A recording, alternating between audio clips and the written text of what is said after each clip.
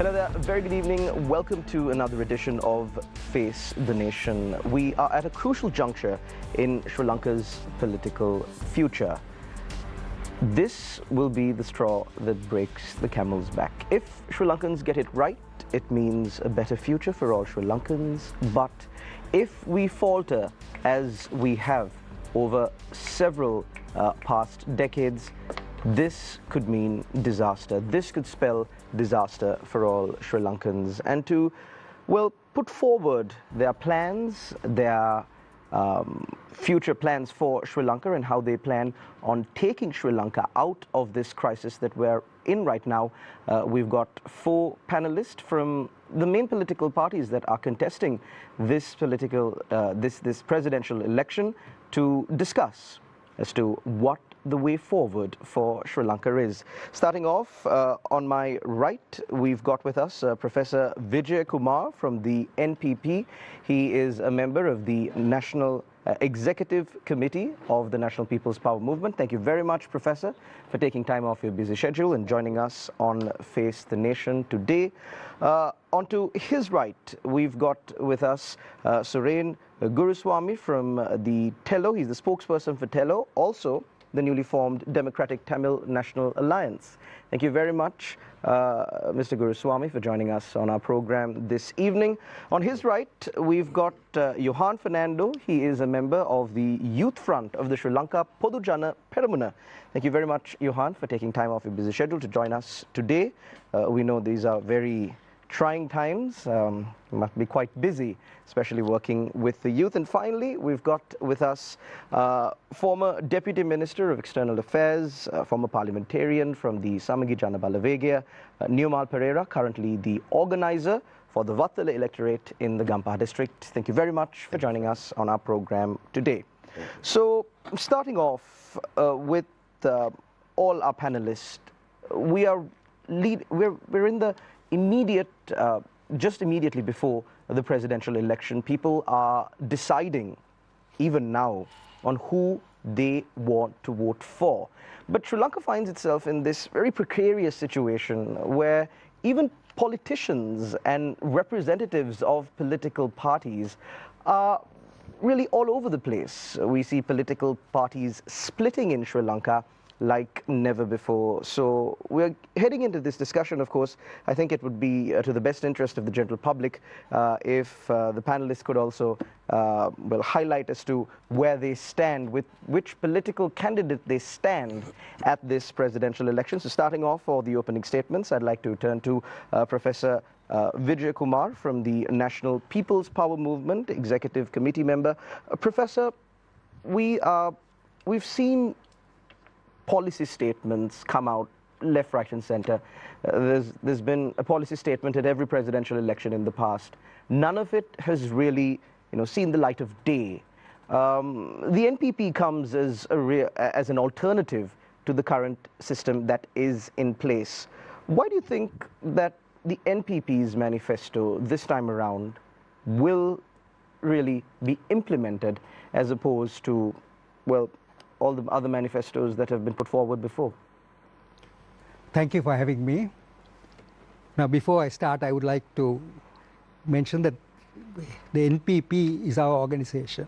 But if you look at the press, they always refer to the JVP. JVP is not contesting this election. And if you want to go back to history and JVP, then you must also go back to the Premadasa periods and all those things, which none of the press is dealing with. So now we're coming back to your question. Now we at the NPP have a philosophy. When we developed our policies, we support the working class and we support the marginalized groups. So for over the last 1.5 to 2 years, we have been trying to develop policies which will be useful to them. Not only economic policies, environment policies, all policies of all types we have been developing. Education, medicine, but these policies, what you see in that policy statement is only just the summary of it. Each of those areas we have got a massive document, and which is of course very boring if you got to read through all that. So what we have, most of them are based on this simple fact that you must not go against the poorer people, the marginalized people, and the working class in this country. Now we are a democratic party, and we have developed these policies, not just picked it up from some outside agency or anything like that. We have actually constituted teams of people who have developed the policies, and the policies are, I think, really things that we can actually implement. So, but of course, the next 2 years, 1 to 2 years, we have to solve the problem of the people who have been marginalized. So that will be part of what we undertake at the beginning before we get on to our real policy. Another thing I would like to tell about the NPP is right along we have found that whenever left parties had a chance of power, the instrument used against them was racism. Starting with 1948, when the estate Tamils, the Malayalam people, Tamilars were removed, had their citizenship removed. Right from 1958 onwards, the Tamils were the enemy, and then the last few years, the Muslims were the enemies. Now all this, the NPP has never been a racist party. We may have done some bad things, but we need to hate it to everybody. That's the difference, right? So the NPP, I think, is a non-racist party. That's the most important difference. And also, the other thing is our philosophy of supporting the marginalized groups. So we feel that, for instance, the IMF negotiations were totally bad. Today, the estate worker who gets 2-3 lakhs from the EPF will find that 30% of it is being used to support our country, to save ourselves from the debt crisis, which is absurd. Thank you. Thank you very much, Professor Kumar. We will get into more detailed discussion on the facts that you brought out in your opening statement. Moving on, I move my attention to the spokesperson for the Democratic Tamil National Alliance, Suren Guruswamy. Suren, this time the candidate that you're supporting is not from, a traditional mainstream political party contesting at least for a presidential election. This time you have put your weight behind a Tamil common candidate. Now, my question to you is, do you really think that the Tamil common candidate has a chance at winning this election? You've put forward a manifesto. I don't know how much it's been circulated among the other communities in Sri Lanka, because last time I checked, you need all Sri Lankans to vote for a presidential candidate if he is to emerge victorious. So how confident are you about your presidential candidate winning this election? Thank you, Shalan, for this opportunity today. And I would like to introduce our alliance. First, it is a Democratic Tamil National Alliance. It's a registered alliance. Once the ITEC left during the last local elections, leaving the Tamil National Alliance, and they went as ITEC, we continue as a Tamil National Alliance with the brass lamp symbol, and it's a registered organization. And this Tamil National Alliance, the major party is the Telo Plot EPRLF, and Tamil National Party, Democratic Crusaders Party. Those are 5 organizations.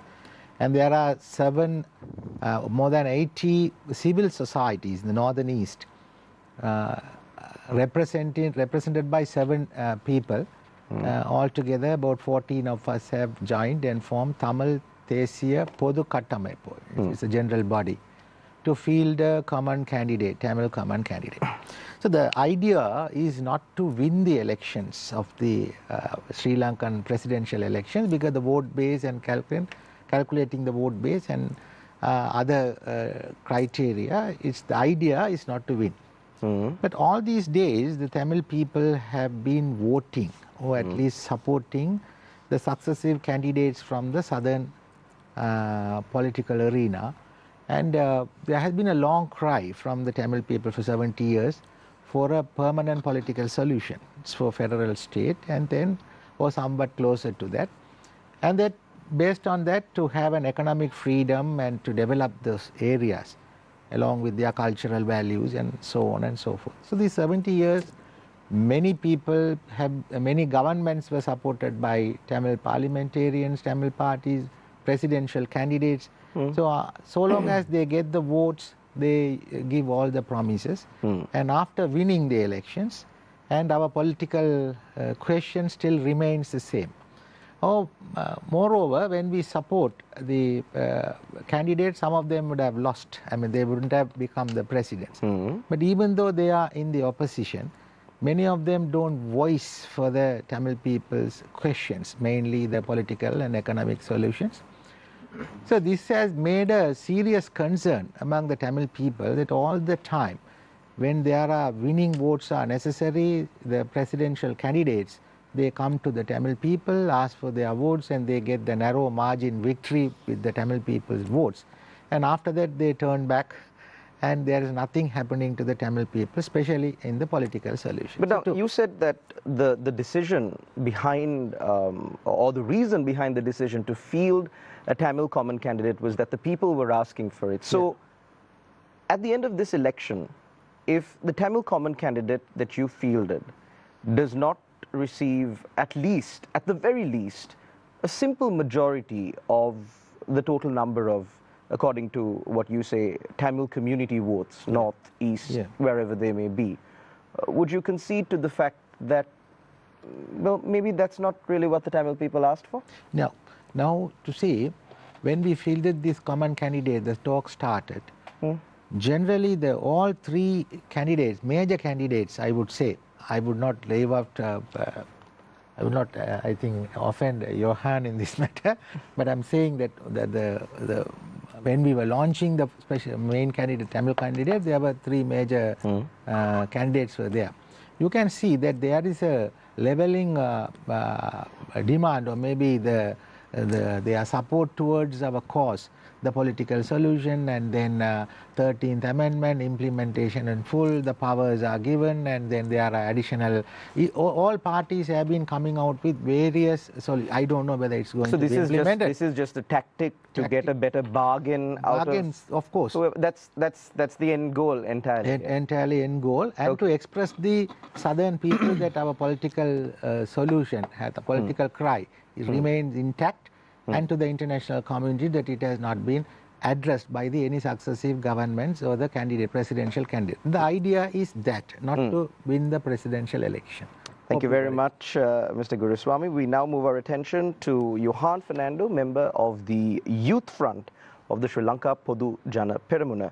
Now, Johan, I'm going to direct the same question that I directed to Mr. Guruswamy to you, because, of course, Mr. Guruswamy's answer was a bit startling, because why would you field a presidential candidate without expecting him to win?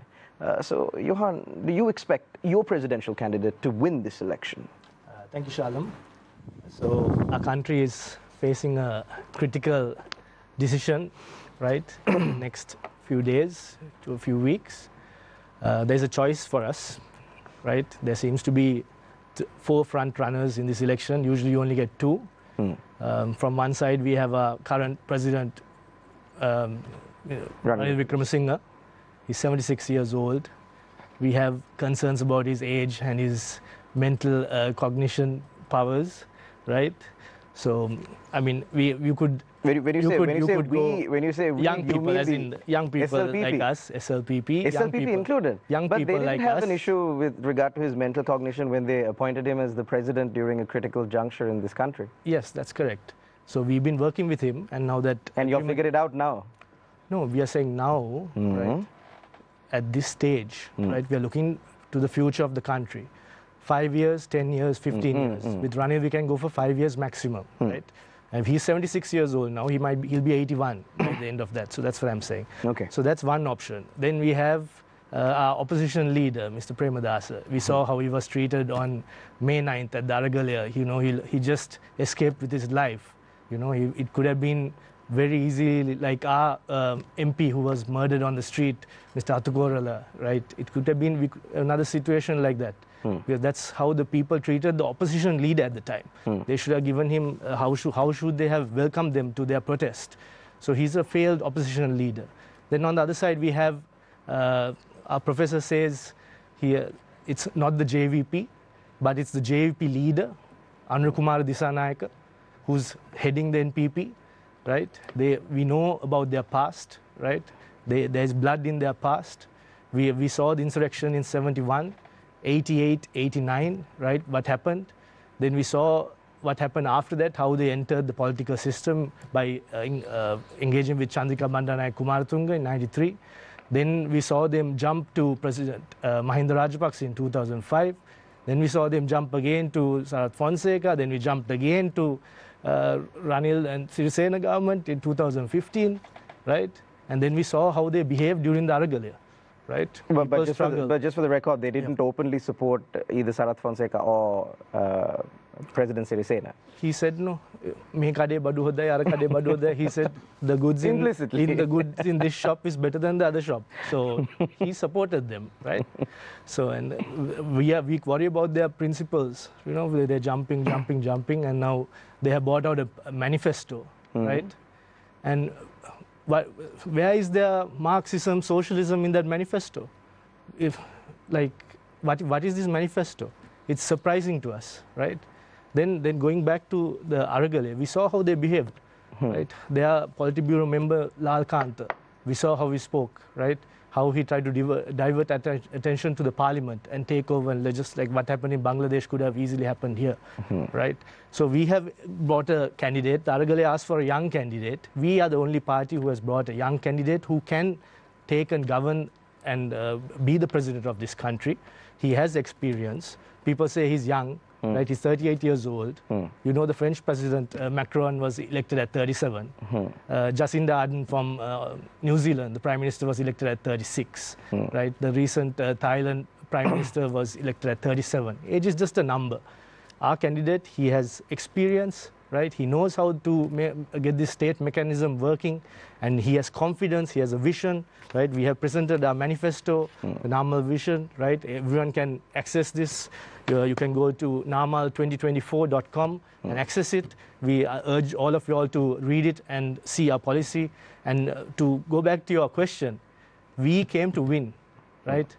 President Rajapaksa in 2015, right? When he was defeated with 5.7 million votes, just a few months later at the parliamentary election, they got 4.7 million votes. That's the lowest he has got ever. So we are here to win. We have a movement, and we are confident that our candidate can win. Johan, just before we move on to Nirmal Perera from the Samagi Jana Balawegaya, since you mentioned it, you said that the Aragalaya asked for a young candidate. The Aragalaya also asked for, nepotism to be done away with, and the main two slogans in the Aragalaya was Gota go home and for the Prime Minister to go home. So do you think that, do you honestly think that the Aragalaya, or the people who were engaged in the Aragalaya, really wanted another member of the Rajapaksa family, or the son of the former president and the nephew of the immediate former president, to be the next president? Do you think that? The Aragalaya asked for a young leader. Why? Why did they ask for a young guy? Because the problem we are having, it can be solved with technology, right? No, but do you think that young guy is Namal Rajapaksa? Only a young leader can solve this problem. Like we know our parents, their mobile phone, their WhatsApp, their Facebook, it's all done by us. They can't manage it. All these candidates here, right, all at that same age bracket, right? So that's why the Aragalaya asked for a young leader. No, but, right? but my question is that young leader Namal Rajapaksa is a person who has been in the political system, right? He has won multiple elections. He has been in parliament since 2010. Right? He has been groomed under President Rajapaksa. If there is a young leader who can lead this country, and I would say he's the only young guy who can actually take up the presidency right now and lead this country forward. Very well. Thank you very much, Johan Fernando from the Youth Front of the Sri Lanka Podujana Peramuna. For the final opening statement, we move on to Nirmal Perera from the Samagi Jana Balawegaya. The opposition leader, of course, is one of the main candidates contesting this presidential election. There have been several polls that have been conducted throughout the past, and some of those polls have not really placed Sajid Premadasa as maybe the first or the second. There are instances where he is running even behind Ranil Wickremesinghe, who is the incumbent president. So based on your projections, given your years of political expertise, do you really think that your candidate has a chance this time around? Definitely, polls are showing that he is winning. Ranil Wickremesinghe is nowhere close to him. Maybe 50% down below him is Ranil Wickremesinghe. I don't see a person representing him even in today in our roundtable discussion. If I may just interject there, on that point, we have invited representatives from President Wickremesinghe's camp, and for reasons best known to them, we have not received a response as to their attendance, and we would be more than glad to provide them with an opportunity to speak to the general public and make their plans known. You may continue. I'm sure the person who would have been nominated also would have decided them on the way to your studio today. That's the way. Let's not cast any aspersions now. That's the way things are going today. We saw Arundika going independent after supporting him recently. So it's basically right now, today, we are talking about the Janatha Vimukthi Peramuna and Samagi Janabalawegaya together. No, but although you say it's not contesting, Professor, you have joined, I have respect for you as a professor, lecturer, but you have joined them recently, 2.5 years ago. NPP, JUP started in 1965, May 17th, if I'm not mistaken.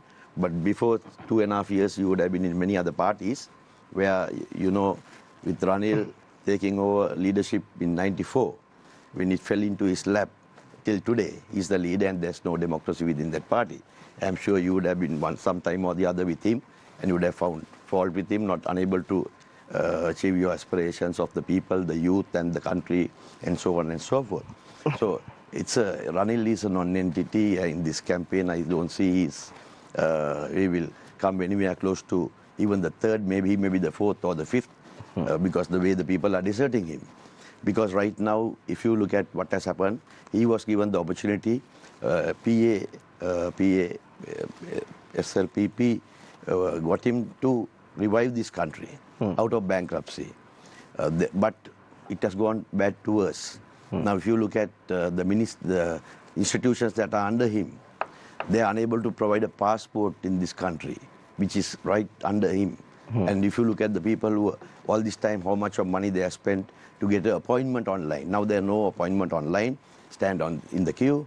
And what do you think the people, even a UNP or a SLFP or a SLPP or SJB member going there will feel? They'll want to feel, they feel that they want to, you know, they'll probably want to taste blood. That's how things are today.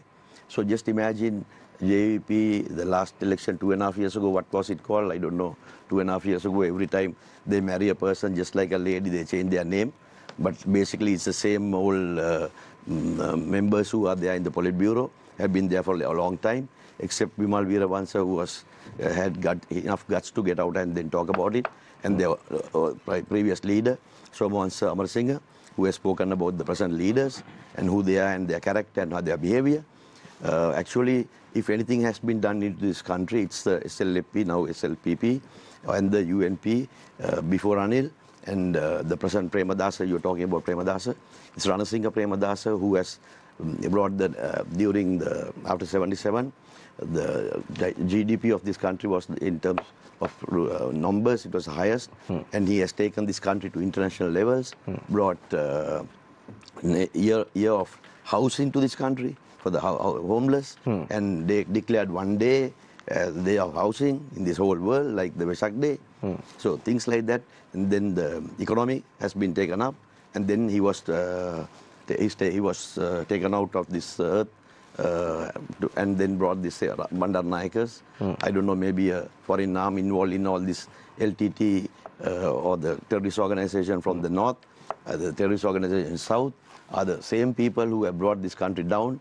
The government assets have been, government institutions have been destabilized, and all what we have lost, it was JP at that time who were against the local economy, the economy in the sense of against importing during Sirimao's time. Then open economy was started in 78, then 88, 89 they started again. And if you look at numbers, if I don't want to go back to 1888, but if you look at the local numbers from 2010, there were 8 members in parliament, then they came down to 7 in 2015, and then 2020 they come to 3, became 3. And just imagine why people are talking about the JEP having 50-50 It's because of the unrest, because economic unrest that they have been pushed into by Ranil Wickremesinghe.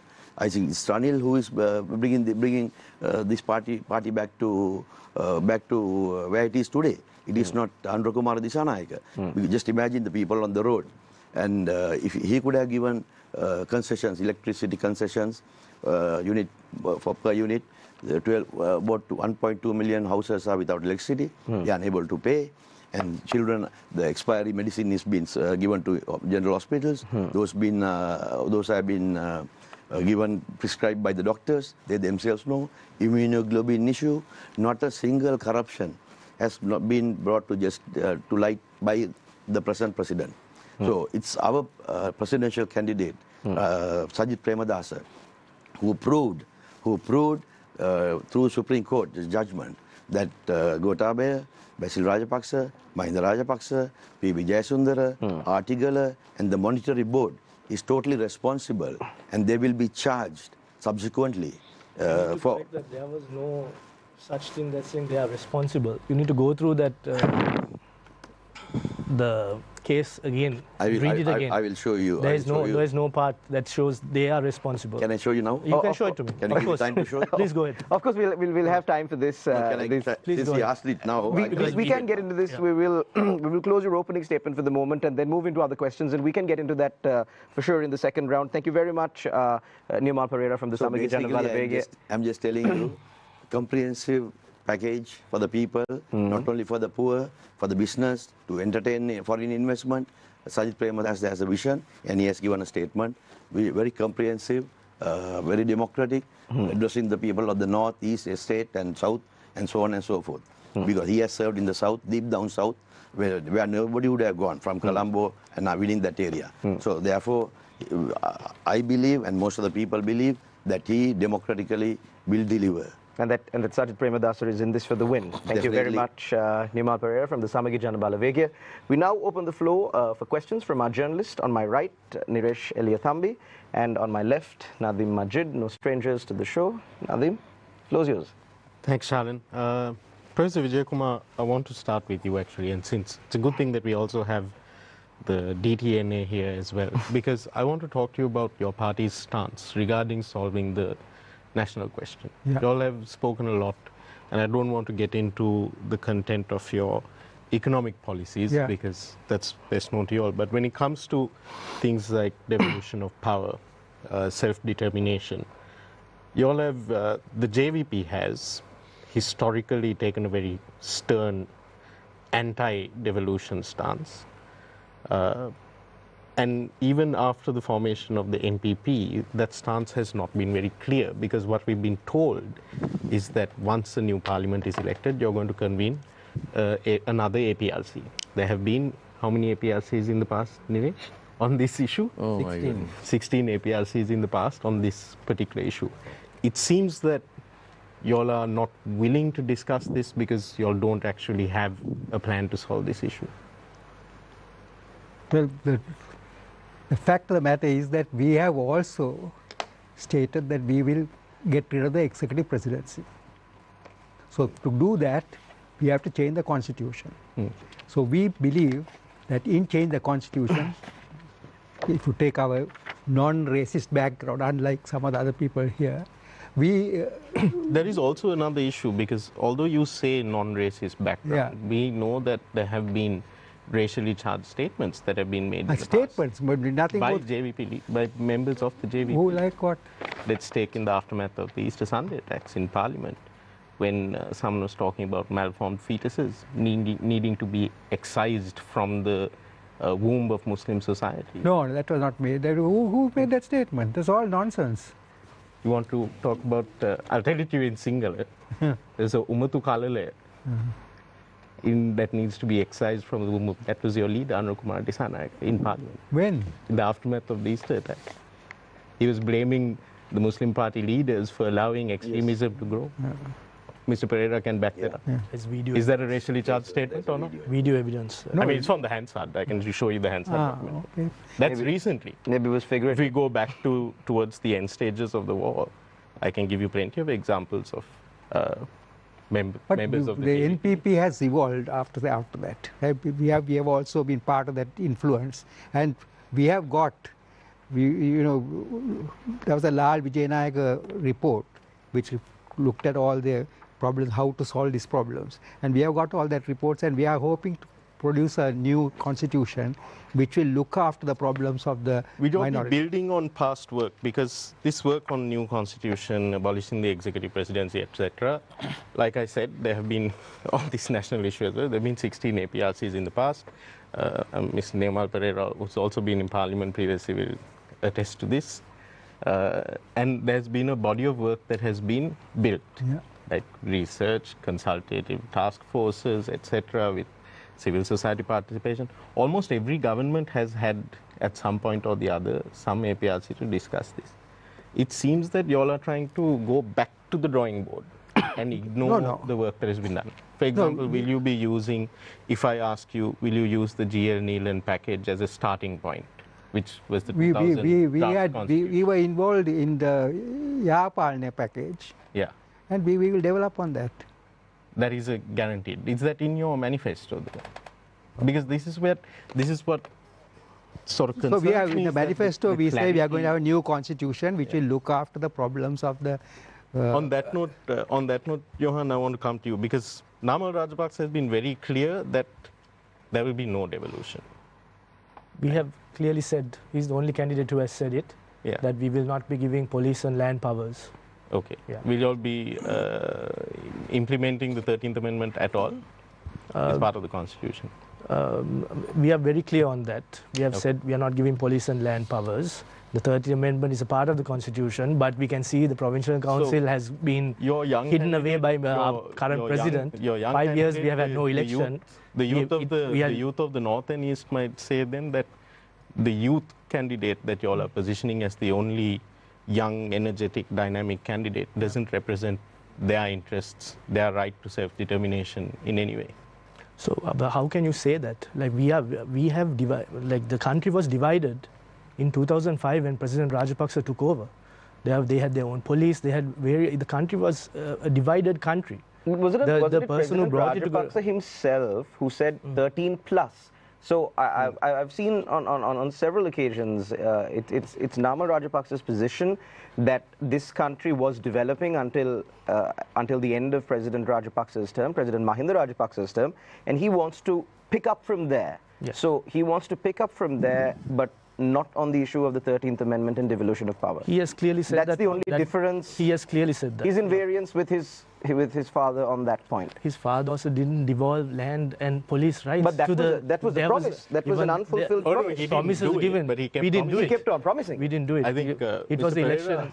if I'm not mistaken, in 2009 at the UN Human Rights Council, as the former Deputy Foreign Minister will be aware, they said that when a resolution that was proposed by Sri Lanka was passed in 2009 at the UN Human Rights Council, one of the key factors that motivated other members of the Human Rights Council to vote with Sri Lanka was the implementation of the 13th Amendment. 13 plus LLRC. Plus the LLRC. LLRC. So these are, when it comes to delivering promises to the people, predominantly in the North and East, and to the Tamil political leadership, it seems that the MO, the modus operandi for the SLPP, previously the UPFA, has been deceit.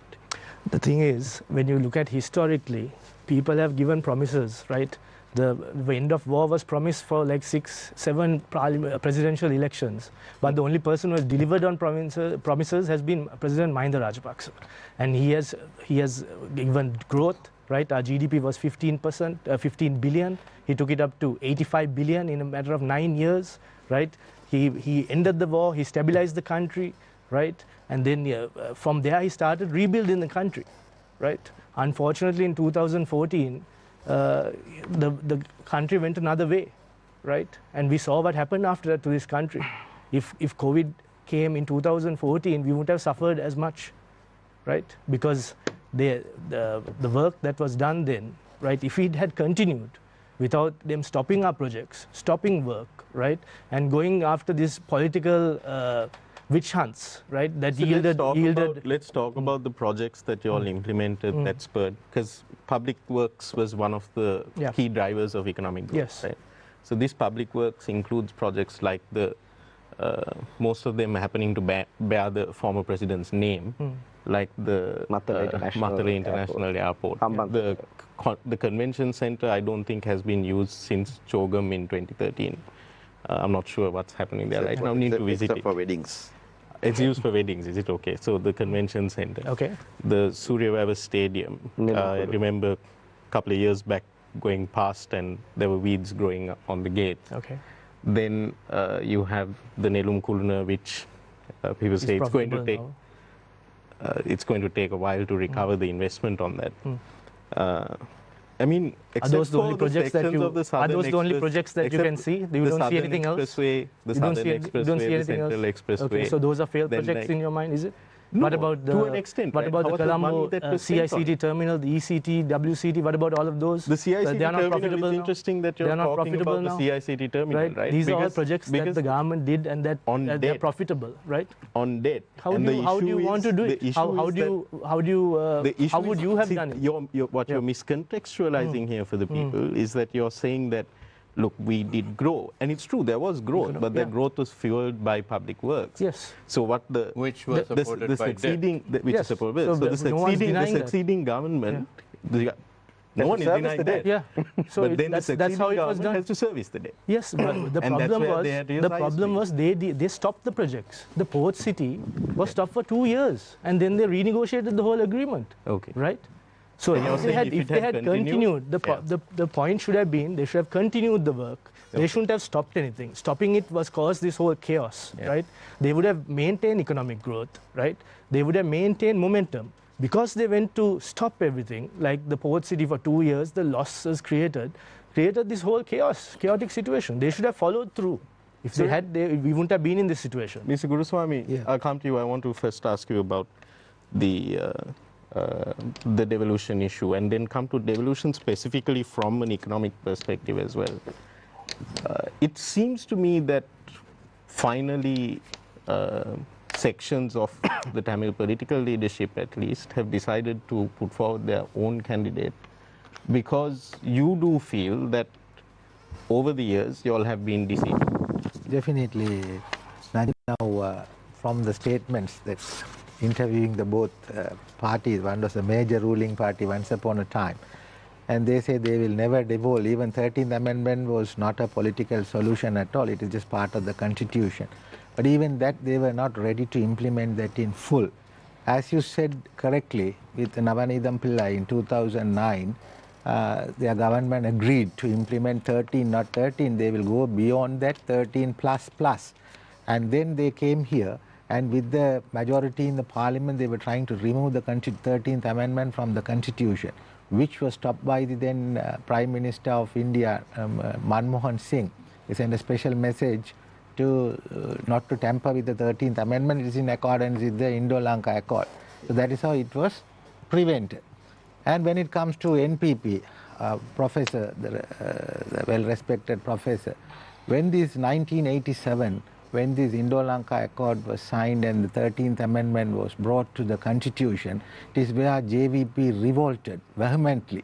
And they said this cannot be accepted because this will divide the country. But nevertheless, that 13th Amendment was implemented in the other part of the country. then, and that time the country was not divided. If it is only implemented in the north and east, country will be divided. So that was the cause of action of JVP against 13th Amendment. Not only that, in north and east, it was merged, and they came and filed a case, the Supreme Court, and they divided the merged north and east provinces to weaken the 13th Amendment. And thereafter, even there are so many things that we can list out. So there have been histories like this, where the Tamil parties have been, even from Banda Chelva if you take, the agreements have been torn off. Only that agreement that persists till today is the Indo-Lanka Accord, because it was not signed between Tamils and southern leaders to tear it off. So, Mr. Guruswamy, if I can just clarification, is it the position of your political party and the Tamil political establishment that this form of devolution, the 13th Amendment, is the only, one and only, way out? No. What we say is there should be a better power devolution like federal state. So are the Tamil parties in agreement on what this should be? Because, I mean, if you are to go and represent the Tamil people and ask the president or the governing parties, we want this, there should be unity within the Tamil parties. Are the Tamil parties united on what they want? Do you know what you want? Definitely. This has been the case right from the beginning. The Tamil parties, even though they were divided into for the political reasons, but their common cry has been always the same. If you take ITAC, if you take Tamil Congress, if you take DTNA, if you take any parties for that matter, even you take Mr. Vigneshwaran's party, the requirement for the political solution is based on federal state. So this stance has not been changed, despite the parties have difference of opinion in the... So let's talk about your strategy now. You all have put forward for the first time your own candidate in Mr. Ariyanendran. You all have broken ranks with the TNA is essentially no more. The ITAC has gone its own path, and now, as you mentioned, Telo, Plot, TPRLF all going their own path. Is this a prudent strategy by which to win your demands? Because as you said, realistically, you all are not looking at winning the election. What's your vote goal here? Like, how many votes are you hoping to get? At least if we get about 500,000 votes, I think we are telling a message. Or maybe somewhere between 300,000 to 500,000 votes. There's an interesting article by a veteran columnist, Mr. DBS Jayaraj recently, where he said that this candidate, Mr. Ariyanendran, coming forward, and if he polls quite highly, there'll be a shift in politics in the north and east. And that we will see a more radical form of nationalism in northeast politics. Do you agree with Mr. Jayaraj's statement? It is not radical form of politics. There will be, I would say, a practical form of politics, because all these days the leaders, past leaders have been signing or coming into agreements with the southern presidential candidates. And that has no, say, as you said earlier, Malana asked whether SJB has signed an agreement with ITAC for their support. So there has been no agreement as such. The SJB has, however, placed in their manifesto that they are going to implement the 13th Amendment. No, I am not challenging that. The agreements, I am saying, there have not been a stern or there have not been an acceptable form of agreement between the parties and the Mr. Guruswamy, I'll come back to you, but Ms. Nirma Pereira, as a former Deputy Foreign Minister as well, you've been involved in these discussions, in these negotiations, talks, APRCs over the years as well. I want to ask you, is the SJB's manifesto, when you look at all the economic blueprint stuff, it's like, okay, there are maybe people who have been thinking about this, working about this for a while. But then when you say that you're going to fully implement the 13th Amendment, it makes me doubt how realistic that manifesto is in its entirety. Why would that be included? Because is that possible given the current political climate? Mr. Nadeem, all these years, none of the leaders in this country had the guts to tell that they will implement 13th Amendment. Mahinda Rajapaksa did. He said 13++. He told, but not in the manifesto. Not in the manifesto. Yeah. Okay, okay. Yeah, we have put it in the manifesto at the election. You put it in writing. Okay. He did it, but he never implemented it. You know, none of that was implemented. So we want justice to the northern people who were deprived for 30 years during the war. But now they are benefited and benefiting. Investments are coming, living freely, schools have been developed, hospitals have been developed, tourism has been developed. We want that to be accelerated. We want the confidence of the Tamil people, TNA, all the parties. You will, I'm sure, will want to join in the next few days, us supporting this, because we have the guts to do it. If that's what your people want, I don't see why you should not be in the bandwagon. And also I want to correct this, Johan, my friend, what he told about this is very important. Please give me a few minutes. I think it's only right that Johan also gets the chance to respond. Yeah, maybe from your time. Or Let's go for it. Okay, This is what is it, the court? Yeah, court decision. Court decision yeah. is on, what is this paper you're showing? No, I'm reading the court decision. what in is public, this on document? TV. What is this document? This document is one of my document. It's quoted. It's quoted. It's quoted. I'm giving what is It's quoted quoted. from Okay. the judgment Sure. against You're taking responsibility for that, right? obviously, who brought this country down, on whose decision made this country went bankrupt. Upholding justice, redefining liability and compensation mechanism for fundamental rights violated to ensure accountability and restitution to the government. This is our legal, what we are going to We are implement. looking for the by word our- responsibility, right? No, That's what you want to say? their lordships of the Supreme Court have concluded that Gotabaya Rajapaksa, Mahinda Rajapaksa, Basil Rajapaksa, Niwat Cabral, Dr. P.B. Jayasundara, S.R. Artigala, Dr.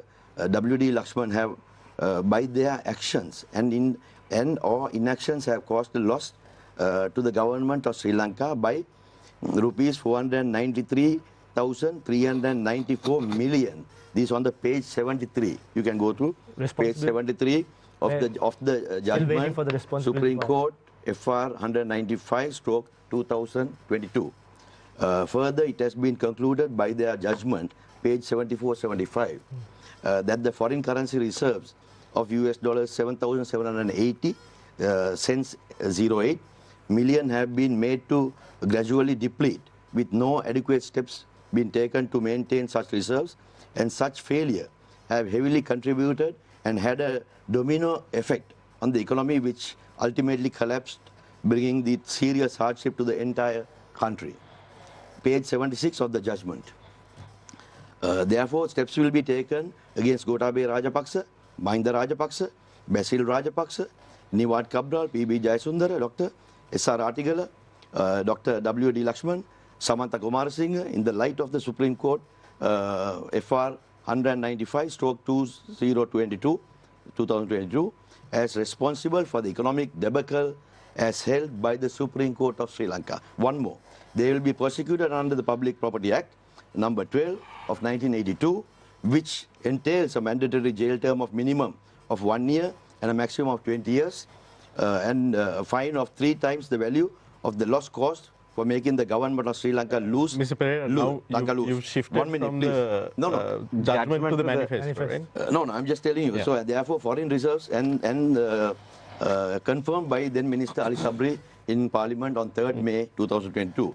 Additional action will be taken to recover such losses referred to the above. This recovery process will be given priority, and within 6 months we will make sure that this court case will be opened again, then appealed, and then charged, and the money brought back to Sri Lanka. That is what we want. JEP has not done one case, gone to courts, not even I'm sorry about you. I don't know. I'm not a JVP. I know. You don't know what you're talking about. Yes, of course. You are talking about some other party which is from not what I represented. understood, right, our SLPP, our legal teams have gone through this court decision. There is no part that says they are responsible right? I just told and we are, if But we are to believe this responsibility responsibility is inferred, right? By the action or inaction. actions and inactions. It is very clearly caused by actions or inactions. Actions or inactions. But what he's saying is responsibility, right? So that is the. It's inferred. I mean, Johan, with all the due Supreme, respect,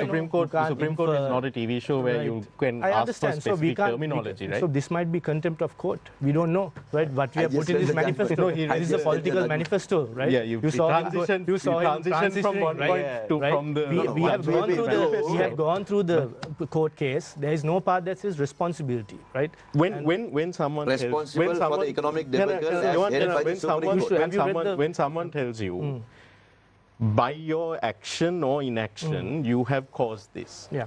does that not infer responsibility? that certainly does. But he said responsibility, Yeah. right? So No, why, but why when is not someone- that stated okay, in this, let's say if it was stated since we're as getting into semantics, responsibility, let's get into why say, semantics. why If say someone- inaction and Nadeem, I action? think if it comes to semantics, the three of us are the. Why say action and inaction is the court if I tell- judgment, right? if I It's a tell- judgment. if I You tell- can't if you can't assume things. The judgment is very if I clear. tell Niresh, for example, Niresh, by your action or inaction, that jacket that you're wearing is not Nadeem, very fashionable. Nadeem, as a professional that infer journalist, you shouldn't be responsibility on laughing, his Nadeem, thing? because the country is watching. But when you it's laugh, it's disrespectful I'm for not one laughing. thing, right? It's a serious thing we're talking about. We are talking about a serious simple thing. statement.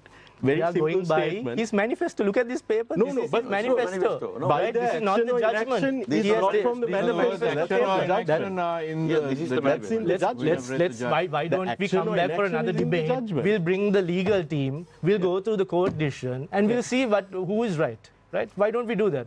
Let's do that. I'm sure Yeah. you can download the judgment. Please, let's go. Okay, Yeah, let's go ahead. Go ahead. Can I? I think there's actually there's not too much of point in us, splitting hairs over this one single judgment that was delivered by the Supreme Court. I think, would it be fair or would it be acceptable to you to say that the former President Mahinda Rajapaksa, the former President Gotabaya Rajapaksa, former Finance Minister Basil Rajapaksa, among several other respondents, were held to have violated the fundamental rights of the general public? Would that be correct?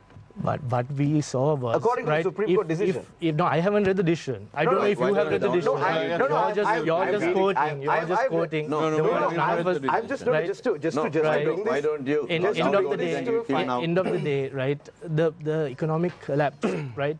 The forex problem happened, right? Because of external factors, right? There was the COVID. If COVID didn't come, if the global supply chain wasn't disrupted, if the oil prices weren't so high, if tourism earnings didn't drop, if foreign remittances didn't drop, right? Do you think we would have had this problem? No, Right. all I'm saying is that this Supreme Court judgment was brought up by Mr. Newmal Pereira, and Yes. then of course you responded Yes. to bring some finality to this. Would it be agreeable? Would it be agreeable for us to go by the definition that the Supreme Court held that former President Mahinda Rajapaksa, former President Gotabaya Rajapaksa, former Finance Minister Basil Rajapaksa, among several other respondents in the case, had violated the fundamental rights of Yes. the general public? I think that was a judgment. That That- it yeah, was, that's- it was a Let's go violation through the of judgment. That's what I said. Let's go through No, the no, but- judgment. but- You're that just- is the you're judgment. just- We have You're been not through reading that. off Yeah. anything. No, You're just so but- quoting something. No, I'm right? not quoting It's a judgment. anything. I'm Why just- don't you download and give it to him now? Yeah. Okay. That is your judgment. Let's go Yeah, through it. let's bring it. We have our let's lawyers. Our secretary of our party is a lawyer. Let's bring him down. You all have a discussion and you all figure it out. Let's just close the point because Okay, it's not getting us anywhere. Can I Yes, go definitely, with, Niresh, of course. Yeah. Professor, now you made the point, the distinction between the JVP and the NPP, which But of people course, here have not understood it. but I understood it, and I certainly, yes, I agree with you that there is the JVP, and then you have the NPP, which is the umbrella organization. Now, what I would like to know is, Must be wrong. now There's no part that's it has been publicly said that for the economic development. should the NPP come to power, there will be up to 25 ministers and 25 deputy ministers, which I feel is a bit high, but anyway. Now, what I would like to know is who is going to decide how many ministries go to which constituent party of the NPP? Because I think there are some 20-odd parties in the NPP. So are we likely to have one minister from each party, or how is it going to be divided, and who's going to decide? Now, who Technically, it decide? will be the president, Yeah. but within your party, has this been discussed? Now, first of all, this is a problem that's going to come once we have the general elections. At the moment, we are going to have only president elections, and we will have at most 4 MPs. Maybe if we might be able to find a few more who may be You're saying people from other parties, MPs from other parties. who are Like zero tolerance of corruption. That's important. for the there are some government Right, until the general election. but getting back to my question. Yeah, so anyway, we'll have about 4 or 5. They will be the people who will hold all the ministries, and we actually will have a technocrat type of government with influence by these 4 or 5 people until a few months when the general election will be held. Once the general election is held, it depends on who is elected parliament, and on that basis, I mean, there is no problem. Even today, what is happening is the president decides as to who should be there. We are a democratic party. We will have a discussion at that stage and decide who So should. it's not yet decided. Yeah, of course. And the same goes for the nomination lists for the general No, election? we have not decided. That has not been decided. We had a big discussion, and provincial council, not provincial council, Pradesh Sabha elections, we had no problem for formulating lists because we had discussions formally. Usually when we were with the SLFP at that time, we all promised certain things, and when we come to sign it, that place is missing, right? So we didn't have any such problems in the NPP. Professor, I'm reading from your manifesto, and the reason I'm bringing this up is I tried to find some differences amongst the manifestos of course, the representatives that are present here today, and most of it were promises for higher salaries and promises for reduced taxes, promises of a better life for Sri Lankans. But some of the different items that were included in the NPP's manifesto, I just wanted to pick the brain of the other representatives of other candidates at the presidential election. There was a big discussion in Sri Lanka regarding the political establishment in the country having much more privileges than the general public, that they are on a different strata entirely, even as far as their standard of living, their modes of income, and even as far as certain politicians being above the law. The NPP has proposed in their manifesto, 1, abolishing the pensions and special privileges given to retired presidents and their families. I'd like to pick Johan Fernando's mind on that. What do you think of that proposal? What do I think about the MPP's proposal? The NPP's proposal. So their policy, in their policy document, says abolishing the pensions and special privileges given to retired presidents and their families. Okay, so they have to win an election for their policies to No, be but implemented. Just a paper. Okay. Let me now. reframe that question. Yeah. Are you in agreement that should be done? Agreement about what? That That you should cut the benefits and pensions of ex-presidents. for retired presidents. I don't think we have discussed anything like that in our manifesto. And So I'm asking you, what do you think of that policy? what do I think about their policies? No, I'm asking you. That thing policy is- specifically. You're trying to evade the question, Johan. No, the thing is, the NPP or JVP, they are Okay. Marxist party, but these policies, are they Marxist? Are they socialist? No, but now This again is you're just, evading the it's question, just a Johan. I'm typical asking like you. wolf in sheep's clothing. This professor, he's the Okay, sheep, okay, right? let But me make the it- wolf is Anro Disanayaka, Lalkanta, those guys in there, the bloodthirsty people inside there. No, Right? I So think that professor he's should professor is be an given a innocent. chance to You can respond. see he's an innocent person. Professor, but do you think you're but we deceived? saw Lalkanta how he behaved, right? He was trying to. He has said that he'll give what is it, Adhikarana Bale to the villages. they're all give distorted powers. statements. These They're all I distorted. can show. I have evidence here. I have the videos. If you want, I can play it. Right? He takes comments about taking up arms, right? About the struggle, like things like that, right? Then we saw Mr. Hadunetti saying Elon Musk is economic terrorist, things like that, right? This is the group that now we are expecting. This is the group. This is the group. But Johan, okay. I'm going to take one more crack at this. I'm going to take one more crack at this. Let's see if this works. Johan, I am proposing that pensions and special privileges given to retired presidents and their families should be abolished. What would you say? Great. So Johan is in agreement. You're in agreement. Great. So that's your proposal. It's a great proposal. We'll take it up. We'll discuss it, and we'll see how we can work it out. Okay, well, points for trying at least. Yeah. What if I pose the question to Mr. Niyoma Pereira from the Samagi Janabalavege? Our presidents there are nobody living, but since we have been bankrupted today, I don't think they should be given any pension or any benefits at all. But correct me if I'm wrong, I believe his mother is the He's not family the president. members of She's the not a president. Huh? But she does. She does get. Yeah, she has. She does receive. Yeah, she is not a president, but if she is getting, I think since we are bankrupted, that's we should not give anybody any provision. Okay. Maybe security, but not necessarily a pension or pensions or houses or additional privileges. All right. Okay. Abolishing all allowances made to MPs for participating in parliamentary sessions. Johan? So what are you saying? Like the MPs also need to get paid. Now we are having a problem with corruption, right? Okay. Yeah. So of course they need to be given something. Otherwise they will look at different avenues, right? So they are proposing of cutting everything and then allowances. So but there are people who these are small amounts, right? Yeah. These are small amounts. There are people who say that public representatives in Sri Lanka are underpaid, as in the salary. Do you agree with that? I agree with that. Do you think not that just public servants? I'm saying the entire sector, including the private sector, right? With our drivers, if you look at everyone, they are all underpaid. That is the problem in this country, right?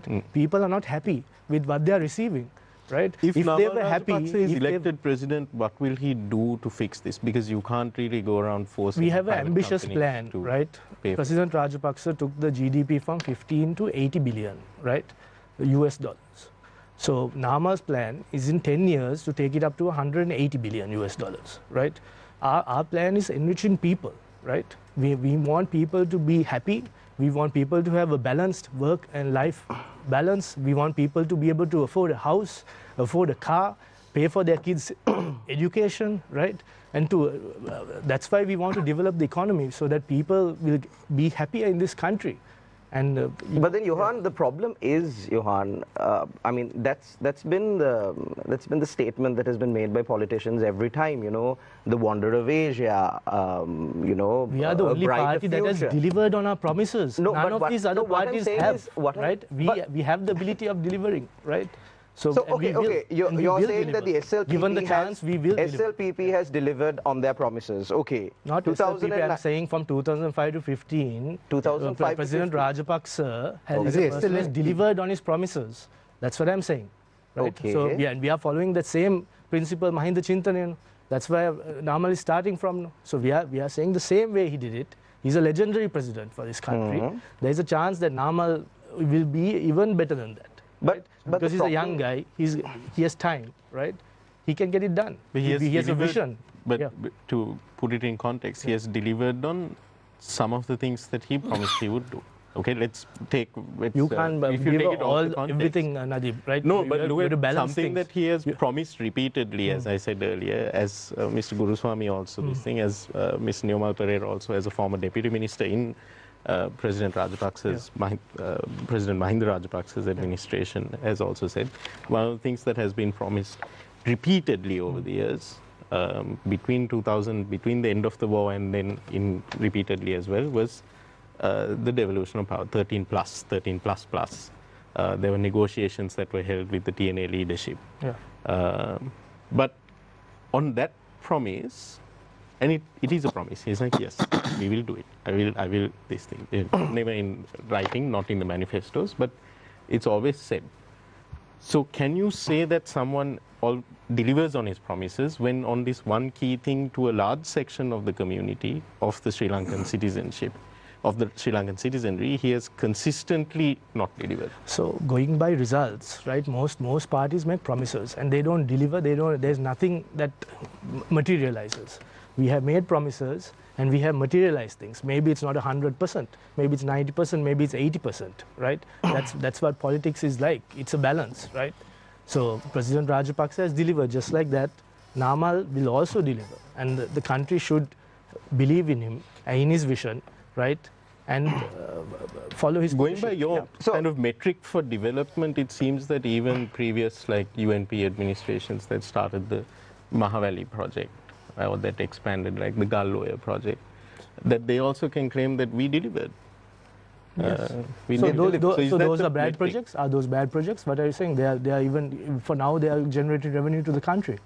Over the years, when you look at it, Yeah. when the land's being subdivided, parcels of land being held by farmers becoming smaller and smaller, Okay. is it sustainable? Is it In sustainable? hindsight, at the time it would have seemed great, Okay. and for a while it was great. So now it's not In great hindsight, anymore. when you look at it, was it sustainable? Right? The reservoirs, the water generation, these things are not good for the country anymore. The lowest electricity cost is from hydropower, right? I'm not talking What are you about the talking hydropower, Yeah, yeah. those big farming settlements projects that were started, Okay. right? They weren't thinking about sustainability at the time, right? Okay. They were thinking about we need to grow fast, grow rapidly, and we need to become self-sustaining. But when you look at sustainability long term, I'm not talking about 10, 20 years. When you go into the 30, 40 years, I think, and you begin to see the cracks in these projects. I agree with you, Nadeem, Lands right? subdivided. But But the what I'm country saying was a is- war-torn country, right? Is that we had to redevelop still the country. thinking? We had with Namal Rajapaksa? to structure the country, right? The country was war-torn. It was destroyed, right? There is essential things people are asking from us even now, right? You're talking about roads and electricity. Even now, I was in Galgamu this morning. People are still complaining about their roads, right? There are things that need to happen in this country. It's because of this economic situation that has been happening for the last 70 odd years that these things are not developed, right? Roads, infrastructure, all these things should be done. It doesn't have to be an election province, right? It doesn't have to be to one segment of society. It has to be done. Roads, the electricity, the water projects, all of these things need to be done for the people, right? And we have to follow whatever method is possible to get it done, right? We have to deliver results. We can't be waiting for another 30 years in this situation, right? And yes, there is a balance. You have to balance sustainability. I mean, I understand. On that you note, have to Johan, balance. You have to balance things. On out, that note, Johan, I'd like to just get Mr. Guruswamy's insight on this, because now, Mr. Guruswamy, at the beginning of the program, you quite candidly said that your candidate is not going to win this presidential election, and neither are you all expecting to win this election. So at least for the benefit of our viewers, based on, the matters that were discussed on which party has done more to develop Sri Lanka, what's your take? Do you agree with Johan? No, this economic crisis. I'm talking completely, devoid of the communal issues. Yeah. Let's just speak about how, Sri Lanka has progressed as far as it has. No, it has not, in my point of view, it is the political solution is necessary, which is not addressed by Johan, important for the economic development. For the past historic development aspects, everything has been assessed by the United Nations and the economic experts. They have said it is because of the political solution, which was the political issue, the question was cancerous. And that is how this economy has failed miserably, and it has been a spiraling effect to accumulative effect of the not settling the political issue. Now, I would say in 1981, the largest manufacturer of Japan, the national products, they were to come to Sri Lanka. That was the first time Japan took a decision to manufacture their products elsewhere from their nation, outside Japan. They came to Sri Lanka. But unfortunately, these communally motivated riots, which brought this political instability, which told the international investors, or the countries rather, there is no political stability in this country. And that time, Malaysia and Sri Lanka was on par in the economic stand. Maybe Malaysia would have been lower. The national company took a decision to go to Malaysia. That is how the Malaysian economy has developed. So the successive governments have failed the nation just to satisfy their political ambition and to satisfy our ego. and to merely win the election and come to the seats, they have not addressed the political issue or the core issue of this country, and they failed it. So that is the spiral effect that we are facing. Every government that comes to power, when they leave, the per capita income or the purchasing power of the citizen depletes. So that is what has happened all throughout these days. SJB Neomal Pereira, what's your take on this? Can I add something Yes. here, Alan? This morning in Parliament, a parliamentary committee which was inquiring into malnutrition among children has reported that 1/3 of children in Sri Lanka are malnourished. Yeah. That is quite staggering. So that is directly linked to the economic situation of the country. Newmal, going... Definitely. Your take on this, Your take on Definitely. the conversation sparked by Johan. This is what I've been telling, this is what I've been telling, last 2 years, with the present leadership, President Ranil Wickremesinghe's country is malnutrition, education, then law and order. You run with iron fist, that's different.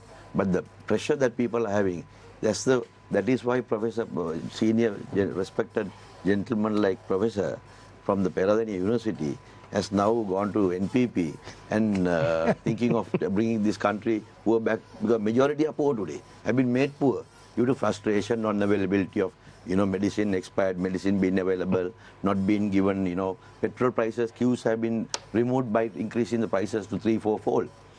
During earlier Gotabe's time, prices were low. If Gotabe also was able to increase the prices, there would have been no queues. But that was the issue. Just because Ranil came, he increased the queues. He said he will come, but he said not to touch the Aragale. But after he came, the first thing he did was he chased away the Aragale, the youth of this country. So you think the youth are going to trust him and vote for him? I don't think so. So youth will vote for a youth, not for a 76-year-old man. So so right now his main opponent is Sajid, but not the JVP. But actually JVP should be... God's sake, don't use JVP. That party is not contested. I think The this is JVP leader is your candidate. The JVP leader is your candidate. We've been speaking quite a lot about Professor Kumar. Professor Kumar, you can pitch into the conversation, please. Take this opportunity. Professor, I'm sorry that you don't like the word JVP. No. But it's a youth that doesn't like the word We realize JVP. there is a party called JVP, but that is not contested in the election. Yeah, but this is the, you look at the candidate, the leader of the JVP. You look at the But leader of the he's JVP also a right leader of now. the NPP. So he's the leader of the JVP. Exactly. So I can call JVP, NPP. Can I tell you something else? Can I tell you something else? If he marries a Pereira, you can call him Pereira. No, can I tell you something else? I think Mr. Pereira, if he can. Okay. Now, who is Premadasa? Sajid Premadasa is son of Mr. Premadasa. Mr. Premadasa is responsible for how many murders? Right? First question. Second question. So this has nothing to do with... No, I tell you. You are nothing to do with that's the why. party. This is nothing to do with the party. You're talking about same the party. individual. Same party, the UNP. You should take the responsibility, if you blame the JVP, for the problems of the UNP also. From 1948, when they took off the citizenship of the estate workers, your man, his father of Premadasa, never built one house in the estates. You know that? But he built so-called 100,000, 1 million, but it really was about 200,000. We are 158,000, in fact, exact number. But and the repairs. But he never built one house in the area where house was most wanted. That is the. And now you talk as if you are going to help the estate workers. Oh, what nonsense. Estate workers are the most marginalized. You just quoted something. Estate workers are the people who are working poor, right? Other people are poor because they don't work. Here are people who work like hell, high productivity, and these capitalist parties support the owners of this, paying 1,000 rupees a day. What is this? Professor, your manifesto is a capitalist manifesto. No, don't worry about that. Your point is that is yours. No, we are not. We are not a Nilesh, Marxist you are party. taken You're for not a the- Marxist. for- No, You're a socialist for the party. question Yeah, you we are asked, social you are democratic giving me party. so much of time. Is your No, manifesto but please answer my manifesto? question. We are going to get He has back to built so many houses. I don't have the breakdown of number of 158,000. houses. 1 million houses all over the country. At that time, he How could many go to the... estates? I don't know the details. Zero. No. I know Definitely zero. not. Definitely not. I've been the president of the Lanka Estate so Workers you- Union. I know zero. Definitely, all of the country has built except the northern area. But he now has the guts to go and develop the north, and he has so many projects and done a lot of work in the north. Recently, also he visited and want to develop the north. Yeah, everybody wants to. No, not everybody. Not everybody. Now, if you look at Mr. Namal Rajapaksa presidential candidate, he says he's not parting with 13th Amendment, but we are. You may be not accepting that, but we are going to part with that. We have put in our manifesto. But you may not agree. Yeah, you may not agree. Not, but I'll in our case, you will not do anything about it. Let me finish. That is maybe the leadership of Ranil Wickremesinghe, which you have experienced for the last 30 years, from 94 to I would 2004. like to intervene into this. The word called implementation of 13th Amendment is incorrect because 13th Amendment is already implemented. It is part and parcel of the Constitution. And land powers and police powers are vested there. And I would like to recall in 1987 when the Northern Provincial Council had their Northern East Provincial Council had their own police force. So that is there in the Constitution. There is nothing to give. So the important part of it is how to embark from there onwards to give on financial powers to make the provinces to do the fiscal decisions. And this executive, legislature and judiciary. What is the percentage of powers you are willing to give it to the provinces? That is how you can devolve. Now today he was telling about the queue in the passport office. Now when you go to Western world, you can go and get the passport from the councils. So people don't have to come from Hambantota and Jaffna and stand in the queue. Like, this is the devolution we are talking about, right? To get the birth certificate, or even for people to come, you can see the people coming to the ministries and standing in queue. Sometimes they stay for days in the parks and places to get things done.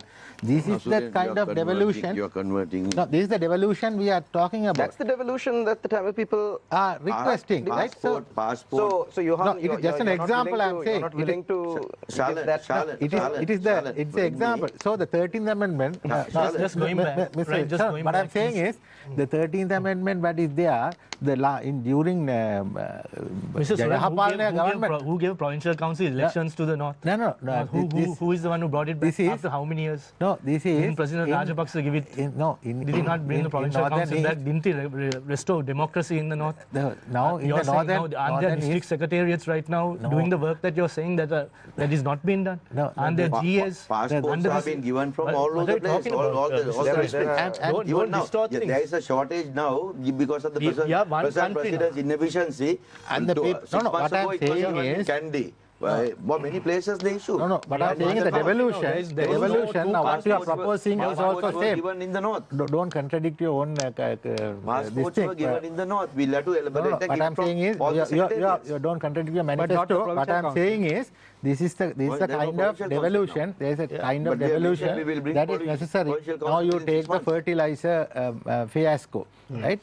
The government had taken a blanket decision to bring ban the fertilizers, chemical fertilizers. But had it been given to the provincial councils as a decision, you see the central province, Uva province, Abragamua, they have tea plantations. Now it is suffering, the production came down because of the fertilizer decision. Whereas the northeast, southern province, they are doing paddy and other farming, product of farming. Then there could have been a systematic implementation of this fertilizer system. So this is why the devolution is necessary, and that is what we are demanding for, and that is what has to be implemented in the constitution or the manifesto, whatever it is. So without that, I don't think not only the northern east, even the other provinces or the entire country will not prosper further. So that is a stand we have. So I would like to correct and intervene in this scenario. Without that, whatever the economic promises you bring will never bring any results to this country. We've spent quite a lot of May I just ask one more question? It was like, seems to me, because this is another interesting article that former Central Bank Deputy Governor Dr. W. Vijayawardena had written in the papers, where he says that, look, there's essentially only two camps in this election. And on one hand, you have President Ranil Wickremesinghe, this is according to Dr. Vijayawardena, he says President Ranil Wickremesinghe is offering neoliberalism, the SJB is offering modified neoliberalism, and the NPP is offering anti-neoliberalism. And that is, as far as economic policy is concerned, that is the decision that the voters have to make. He didn't mention the SLPP manifesto, but when you look at it, you're talking primarily about driving growth through public works. But do you all agree with that assessment? Whatever Anil says, we don't want to, or is any stooges say something, we don't want to accept it anyway. Where is Ranil at the election now this time? No, he's a respected president. former deputy governor of the central bank is saying that so the SJB's manifesto is basically modified neoliberalism. So that's what that is his opinion. I don't think so. We want to develop, we want to get the people who are in the north, who have left this country, come back with their so much of assets abroad. We want them to come and invest. So to invest, wherever they invest, from any district, we want them to invest mostly in the area where it is available. Now, as far as land is concerned, lands are cheap. Even if they want to buy or even to acquire from the government, will be helpful to give. Now, unlike other countries, but supposing another rice mill comes up there, like Dudley's, so they can have a better price.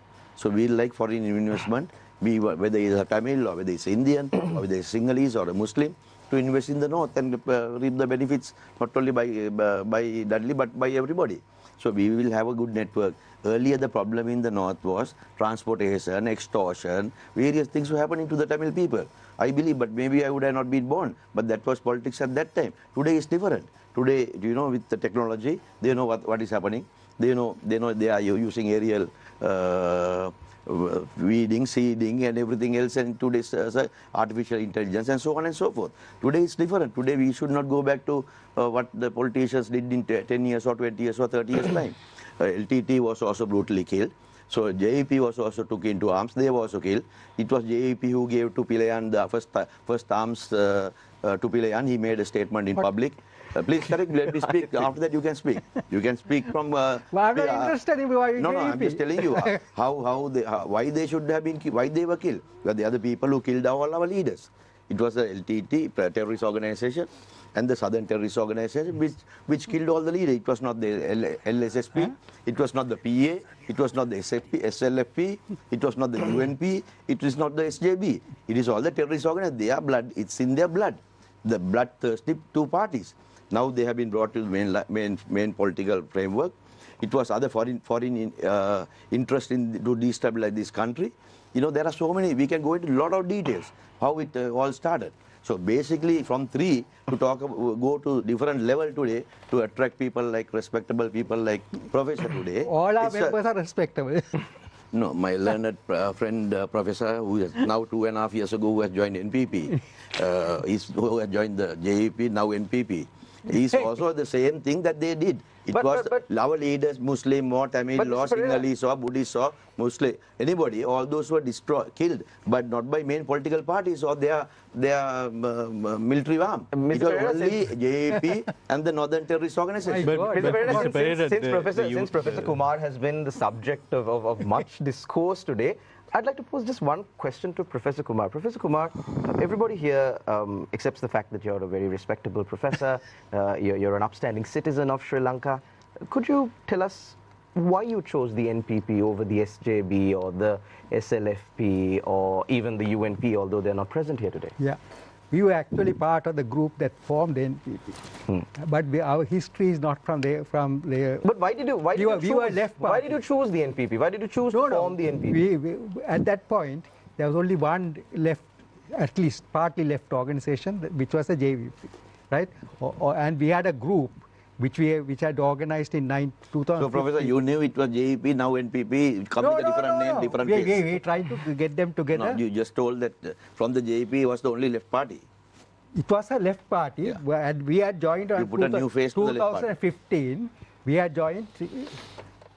Your friend also was the minister, Ranil and Premadasa, they were all there, right? And we were hoping for something to come out of it. Actually, we were very disappointed. Because Ranil, you are sure? No, not Ranil. You was a part of it. Now you are trying to... No, I was not part of it. Not you. No. Your leader was a part of it, right? Being a part in the UNP, Yeah, was yeah, that's strongly right. So against. he has to be, if we are responsible for JVP, you have to take responsibility for taking the citizenship rights of the... So you're not of taking what Lal Kanta says, no, you're talking only about Andhra Kumar, no? Yeah, but so what, I mean, You're not taking responsibility for what Andhra, so do we what have to Lal take, Kanta says? suppose, what is that guy's name who resigned recently from the General Secretary of the UNP? I mean, we'll run it yesterday, day before. He didn't resign. Whatever it is. Rangabandar. He didn't Rangi resign. Bandar, That was just... So, Rangi Bandar makes a statement. Ranil has to explain why it is. No. We are a democratic party. People can have different views. He can have one view. I can have one view. He can have different view. But we finally develop a policy.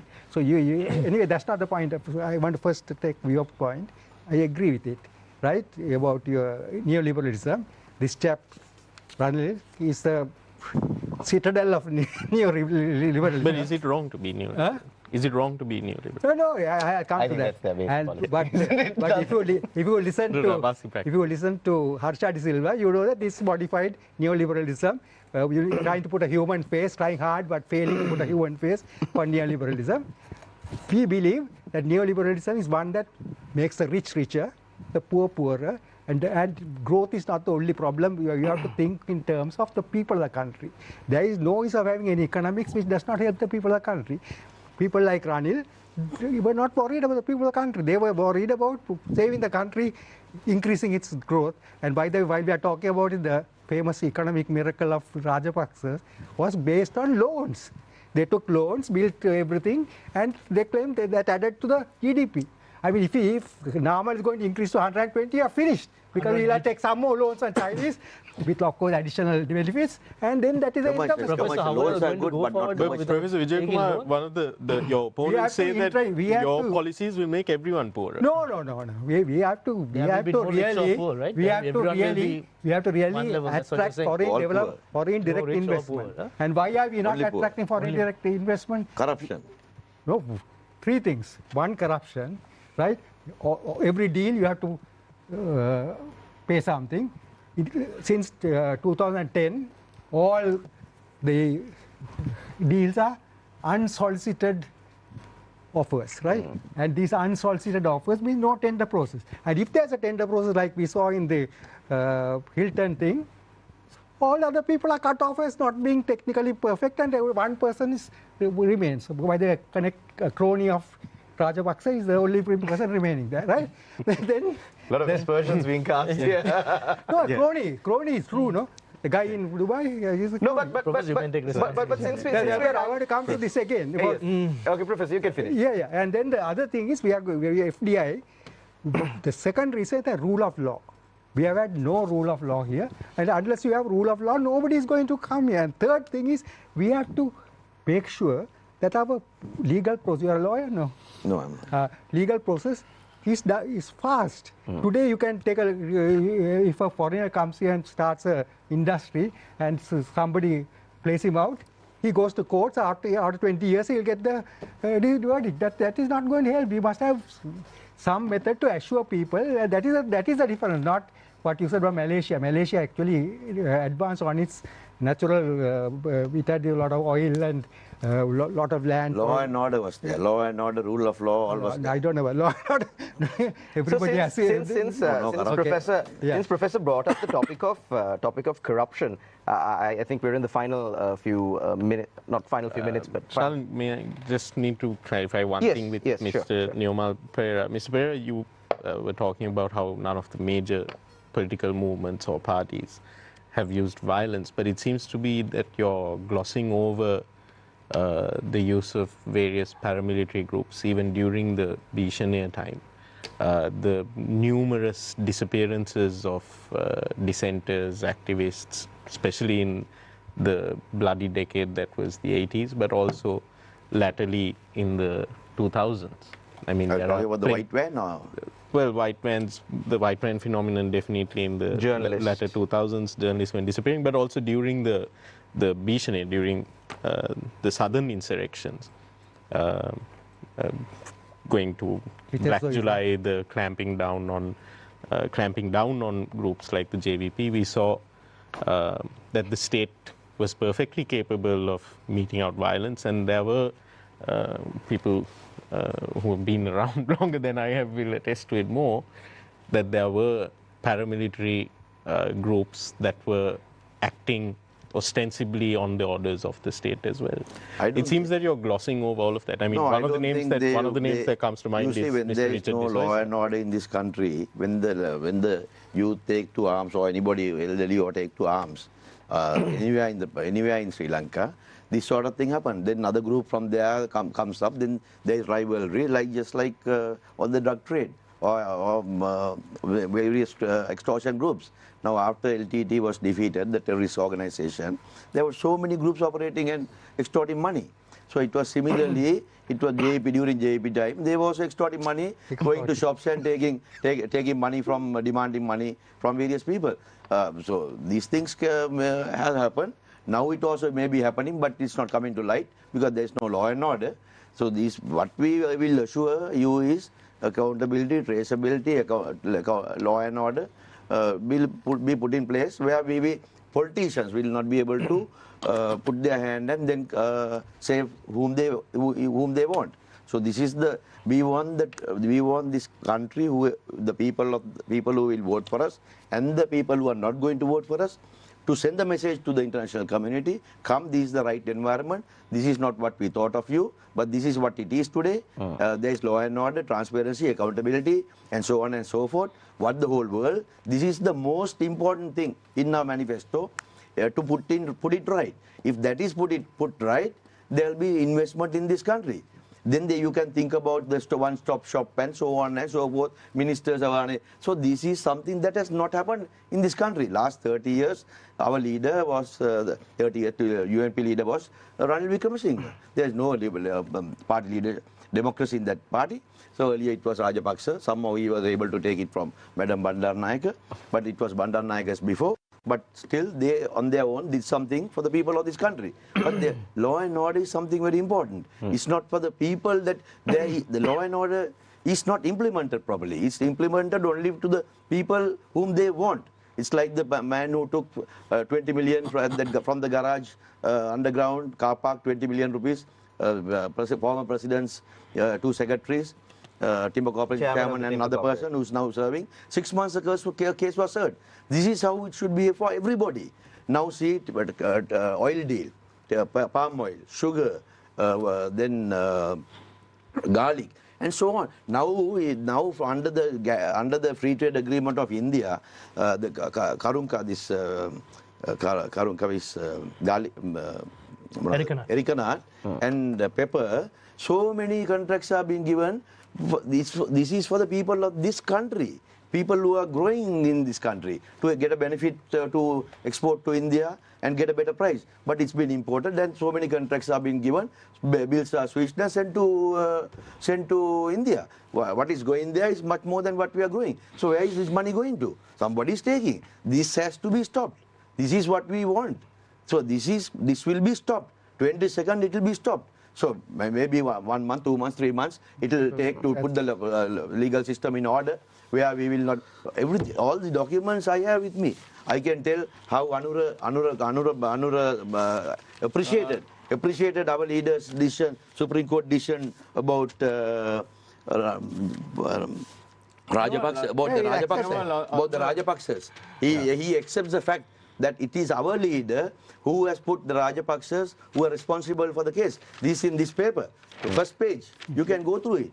So this is not something new. And look at the point of corruption. And look at this. Let's look at the police department, which is in many ways the elephant in the room, where there is so much corruption. So you don't blame any organization. No government has... Don't blame any organization. If there's no law and order, it can be the police, it can be the army, it can be the navy, it can be the government servants, or it can be in your own company. Right, this can happen. But each of these institutions have to be reformed, because they first the law and order in place, accountability, transparency, auditing, everything is in place. It will be automatically reformed. Then you have to bring each and every one. We have the system. We have mentioned in this what has to be done. We are open for negotiations and to implement, to make it a better system. But we are open. This is the most important. It's true. But it's not the police department or one Gama Sevak or the anybody else.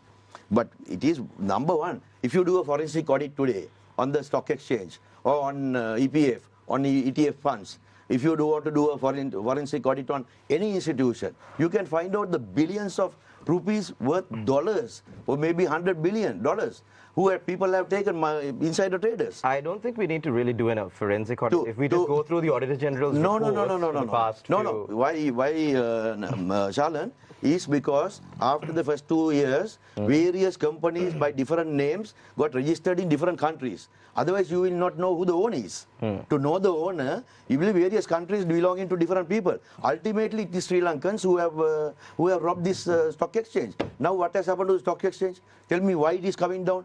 If at all, if the polls say JVP is coming, then the stock exchange will go down. The faith and the fear in the people. There is no faith in the economy. The fear in the people increase. Just see the economic conditions. Look at the stock exchange. Has it happened before in this country? No, don't laugh about it.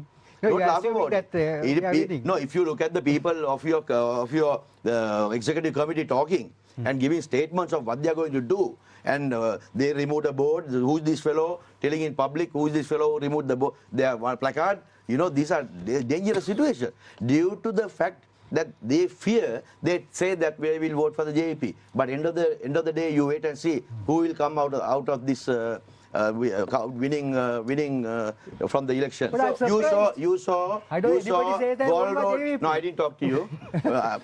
You saw the Gold Face was full in 2020 for their final meeting. But how many people came to Parliament? 3. There's only 3% JVP. Just because he has no, he may be not vicious.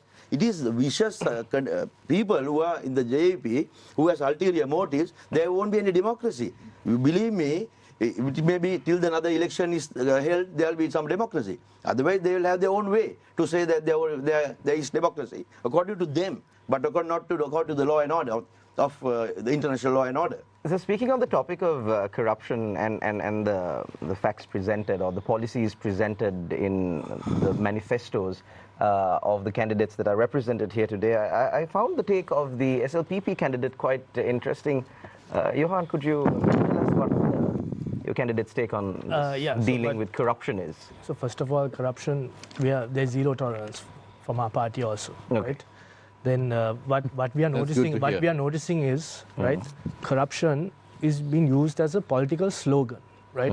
We saw Professor do it right now, right? You know, defamation used to be criminal, it has become civil. It has become civil now, and it's very easy to defame people's character, right? But that's not the issue. The issue is, you have heard of Joseph Goebbels, right?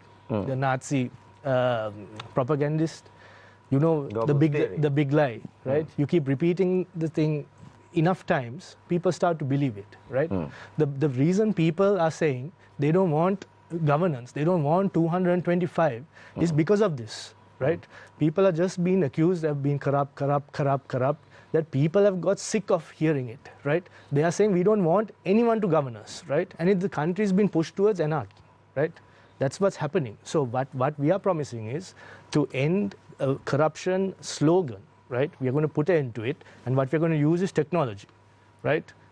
The main thing is to transit to a cashless economy, right? So we have said that we are bringing an ICT-based procurement system of international standards, an open and competitive bidding system, a modern tax system, and a formal investment mechanism. Now you're talking so that we are going to bring the economy cashless. So then we should be able to eliminate corruption by that. But of course, there'll be new, smarter people who are using technology. Like those things could happen. But these basic things, like you were saying, the police department, all these things, those all will come to an end because there will be no cash to go and give bribes. But Johan, when you say to end this corruption slogan, now you're speaking on behalf of the SLPP. Yeah, only the slogan. Yeah, but would this include the central bank bond scam? Is that a corruption slogan?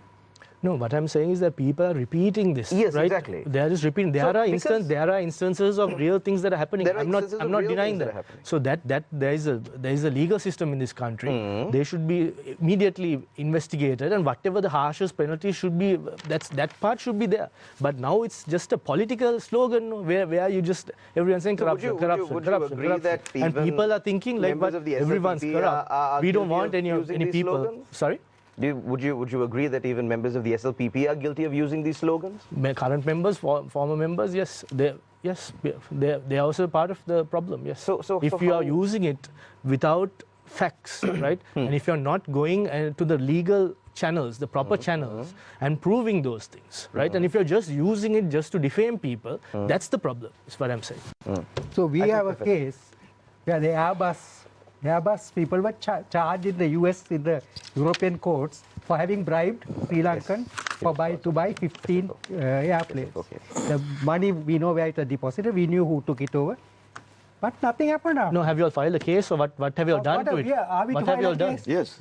Yes, you are That's fine. if you're You are saying, if you're representing- claiming these things. Johan, to be fair on that file, the prosecution The is chairman the... of Sri Lankan Airlines. I'm not saying that corruption there hasn't was this happened, thing. no, but And I'm the not Attorney saying- General, the thing No, is he's that saying case has been it languishing. has happened. Yeah. He's No, I'm not accepting saying- that. I'm not saying They it are not- hasn't happened. They I'm are saying- not with them now.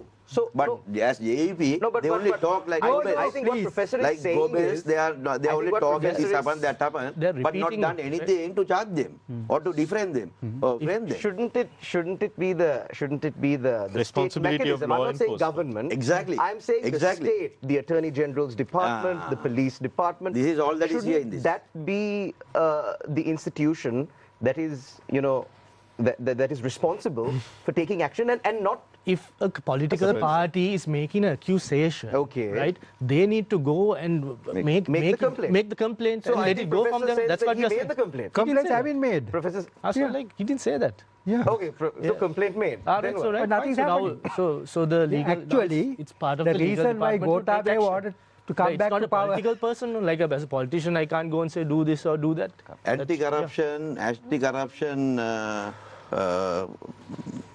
2015, your leader was the chairman. One of your party members were the man who Director General. Ananda Vijay Bandar. Ananda Vijay Bandar, who was to bring all these fellows. And why couldn't he do? So, but I think on, He was on, member on of that parliament. point, just to be fair, there were several cases that were filed by the Bribery Commission, and a majority of those cases were kicked out not on the merits of the case, but on a technical objection that all three commissioners of the Bribery Commission had not signed that. So we really didn't get to know the facts. And So this is why the parliament is there. If So- their members are there to question, So and they bring it can be back and questioned. complain and go to Supreme Court. You So can't is go. that a Why legal? not? But You can you're go a to the lawyer, Supreme right? Court. Yes. So is that what are you trying to say? Is it a legal thing or illegal thing? What are you trying to say? What I'm trying to, don't not, understand. not what I'm trying to say. Yeah. What I'm trying to understand Yeah. is why two politicians who have been in government here in Sri Lanka for at least a good 15 to 10 years, maybe even more, in the case of Nirmal Pereira, are blaming a member of a political party that has never been in government in Sri Lanka for not... Why not? What about in Taking steps to 2004? They had implement four the law. ministers. Why not? They Yeah, had 34 MPs. What are you talking 39. about? 39 But we know, MPs. but we are They had four 39, ministers. And he's the They've cabinet never been in minister. government. He was responsible for the cabinet decisions. Given Now the- they are taking Yeah, talking yeah, as if Given they are the not chance responsible. in 71, in 88, 89, then during the Aragale, they would have grabbed power and run the That's the country only with way their they can Marxist grab and power. socialist They- principles. Actually, during that time, for the Thank first God, I time, don't think you have that intention. Yeah, but but we JEP are- has that no, intention. no, JVP is not Professor. contest Not the you, election. Not you, Professor, you're talking about No, now JP. the thing is this: Yes. during that period when we were the power, we had much more good governance policies. They established these national Sorry, policy. Mr. Guruswamy, parliamentary committees. Suren, if since we haven't heard from you in a while, I'll put one final question to you before we close Shalan closes up the discussion today. When you, having heard what is on offer from the main parties, when you look at their economic policies and their manifestos, do you feel that if a certain amount of economic decision making was devolved to the provinces, that it would be more effective? Yeah, definitely. than these decisions being made at the center. Yeah, definitely. The decisions mainly are made at the center.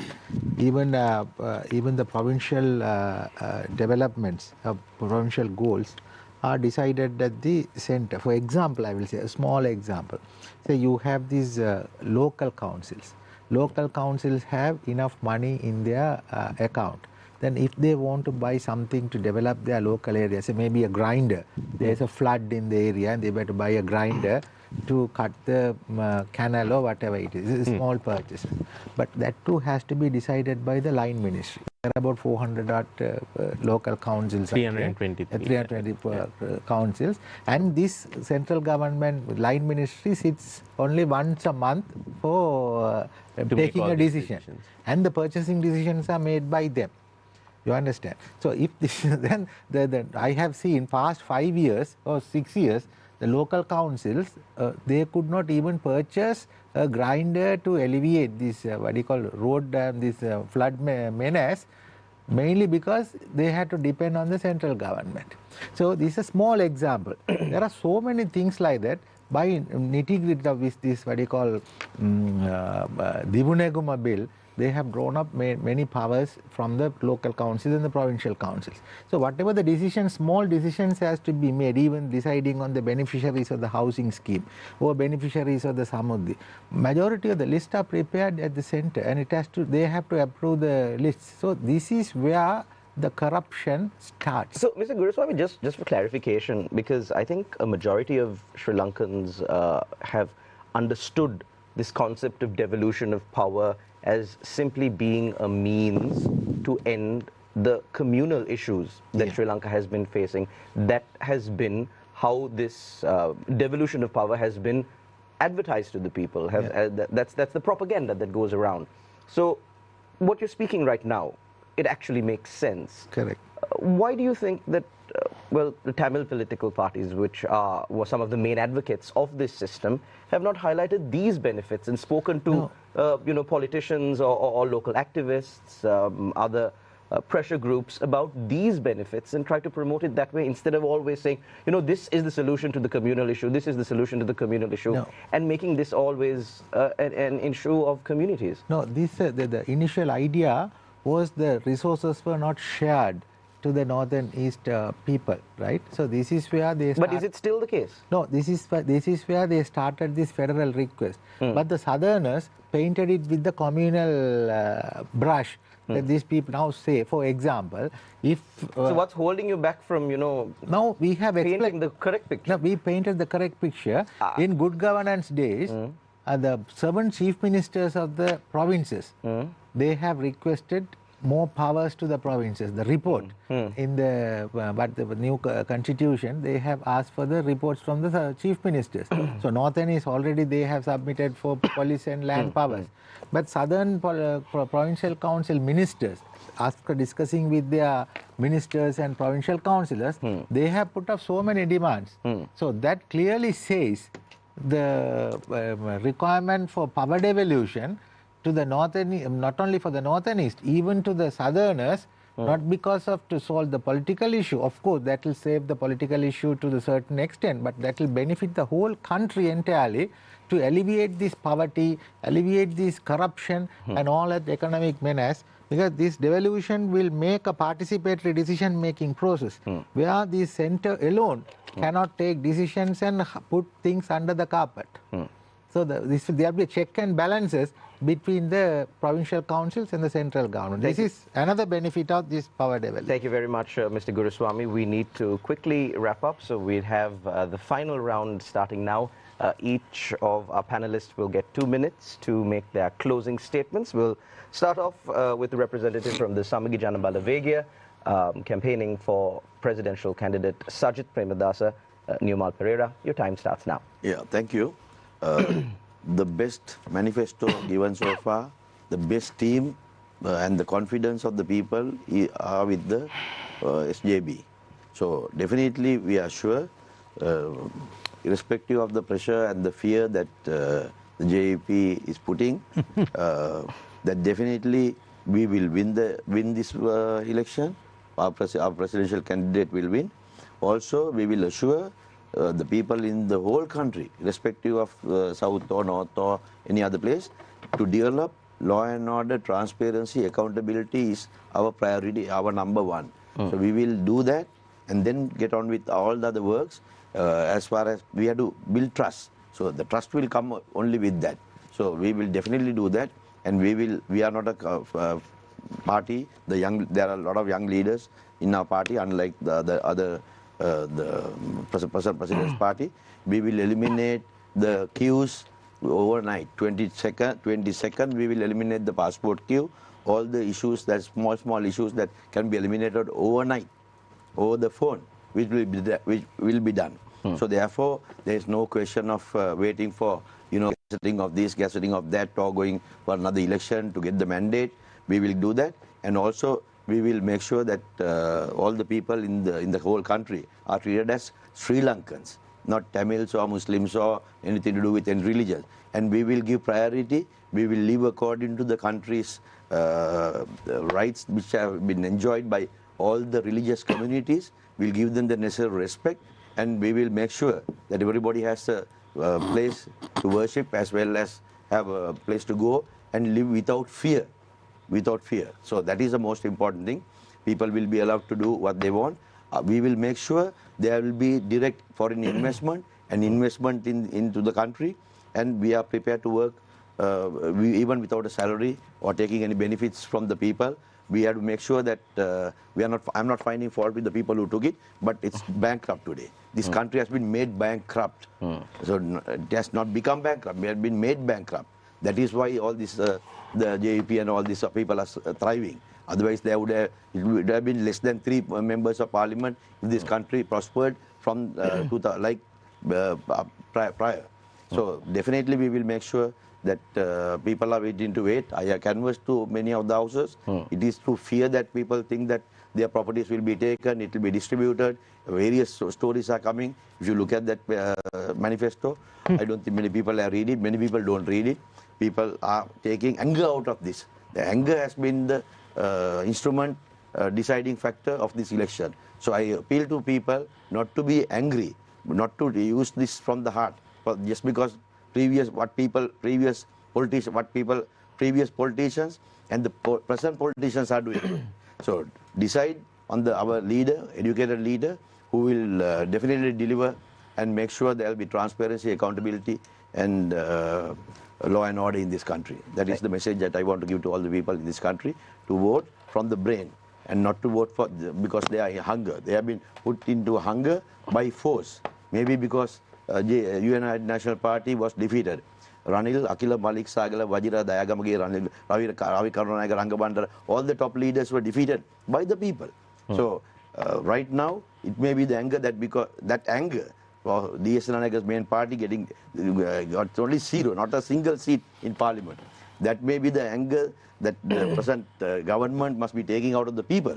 But we will give them free and fair opportunity to live and to have a life with the salaries they are getting today, and with benefits. All what has been promised in this manifesto will be given. Thank you very much, Newmal Pereira from the Samagi Janabala Veggia. Thank you for having me. Thank you very much. We now move on to Johan Fernando from the Youth Front of the Sri Lanka Podujana Peramuna. Your time starts now. I will say it again. So, in 2005, when President Rajapaksa took over, the country was in a situation like this. It was unstable, there were problems, there was economic hardships, right? There was a brutal conflict that was raging for 30 years, right? And the previous administrations have been promising things, but no one delivered, right? And President Rajapaksa, he delivered on his promises. He ended the war, right? He developed the country, right? He brought our GDP from 15 billion back up to 80 billion, right? US dollars in a matter of 9 years, right? He delivered on promises, right? So we know that Namal has been groomed under President Rajapaksa, right? Even before coming into politics in 2010, Namal understood that the youth is the future of this country, and that's why he implemented programs for youth for their leadership, right? Then he comes officially into parliament, and he's not just some president's son or prime minister's son, like our current prime minister's son is a parliamentarian. Do you even know his name? Has he even spoken, right? So Namal wasn't that. He has been active. He has been active. He has been engaging. We have seen his progression in politics from 2010 up to now. Every election he has faced, he has won, and he has been first in the district, always getting 140, 150, 160,000 preference votes, right? His people has voted for him, and he has delivered on things. So now, right, the country needs a young, dynamic leader who can take this nation forward, especially by bringing the economy and technology together, right, and taking the country forward in that way. And we know only a young leader can do that, right? And the only young leader I can see who has the ability to take the presidency, to govern this country, who has the experience, who has the vision to develop this country is Nama Rajapaksa. So we are saying we will not allow another war to break out in this country. We will not allow another economic crisis to happen in this country, and we will do our best to develop this country. And they say it's not that you fall, right? It's that you rise up again and you deliver, right? So that's what we aim to do as the SLPP and Nama Rajapaksa. And we humbly ask the country to place your vote for the SLPP in this election. Please look at the ballot paper. There are 3 Rajapaksas. There are 2 Nama Rajapaksas. They're all together. So make sure you see the SLPP, the port to a side, and place your vote in front of that, and be a part of this movement of bringing a president that is going to change this country, just like President Rajapaksa did. And he's a legendary president, but the next legendary president that this country is going to have is Nama Rajapaksa, and just join us in that. And don't be fooled, right? I say it again, wolf in sheep's clothing. The professor today is the sheep's clothing, but we know the wolf, right? The wolf is the JVP with the Marxist ideology, right? So they will make promises to you, right? They will say we are going to do these things, right? They will show you a manifesto, but don't be fooled. If these people, if they win, right, it will be the end of democracy. It will be the Cuban model. It will be the North Korean model. They will hold the presidency in their hand, and it might be the end of democracy. Don't be fooled. Thank you very much, Johan Fernando, from the Youth Front of the Sri Lanka Podujana Peramuna. We now move our attention for the closing statement of Mr. Suren Guruswamy, the spokesperson of the Democratic Tamil National Alliance. Your time starts now. Yeah. Now, all these days, historically, Tamil people have been signing agreements, pacts, and voting for the presidential candidates from the south and supporting the governments of the south, and they have miserably failed. Not only the northern east people, even the people in the south, which was a result of the Aragalaya. Now that parties have come forward to contest in the elections with the rosy manifestos, hopefully the people may take up by one of these manifestos and vote for them. But Tamil people have totally lost their confidence in the successive candidates or governments who have failed them in the political and economic matters, where the power devolution and to develop the people and integrate them into the mainstream. So they have used the Tamil people to hide behind their failures or maybe to carry out their political activities, which should not be the case in the future. So to express the Tamil people's grievances to the southern people and to the international community, we have fielded a Tamil common candidate by public societies and majority of the Tamil parties to send a message that we are no more supporting the system here unless it is changed, and to vote for the same presidential candidates during the seasonal things like this. So I hope and believe that our message be delivered to the whole country and to the international community. These grievances have to be addressed and solved, and the political solution has to be given to the Tamil people long-standing crying need to develop the economy and to materialize whatever the manifestos they are proposing. Instead of convincing the international investors, please try to convince your brethren community within the country to support you in the future, even to work with you as a part of the nation it is a primary duty of all the candidates who have failed and who are going to take the power in the future, and that message is strongly, I believe, will be delivered to the people in the country and overseas by the Tamil common candidate in the forthcoming election. Thank you. Just two short questions, Mr. Guruswamy. Number one, since you're not expecting your candidate to win, of course, you can appeal to your voters to cast a second preference. If the election, nobody gets 50%, that would also be counted. So, is there anyone that you're proposing to your supporters to cast their second preference for? No, so far we haven't made any collective decision with regard to that. But is there room for a decision? Are you all considering that? Yeah, maybe if the proposals are coming up, discussions, invitations are coming up vigorously from the candidates for the discussions and solutions. Who are these candidates who are discussing with you? They are confidential discussions? Confidential discussions have taken place. Ruling President Ranil Wickremesinghe, opposition leader Sajid Premadasa, and from NPP, I would not use the word JVP, he will get offended. So there have been... No, I don't know that party.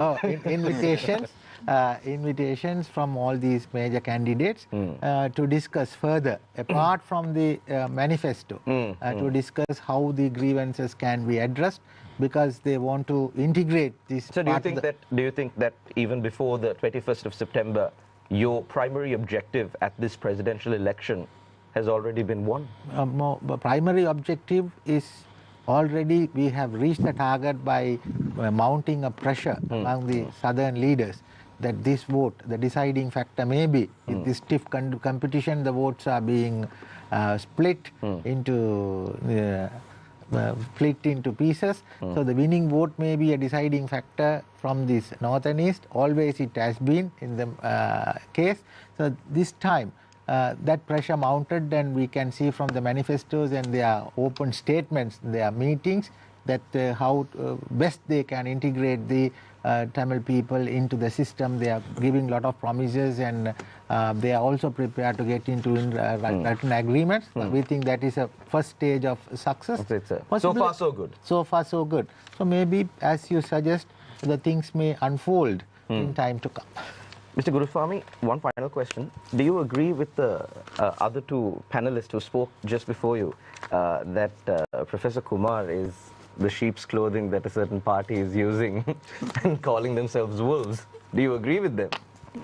No, that is their point of view. You don't agree with them? No, I don't know whether I'm... you don't know? You agree or you don't agree? No, I disagree with them. You disagree with them? Okay. Thank you very much, Mr. Guruswamy, the spokesperson of the Democratic Tamil National Alliance, for joining us on our program this evening.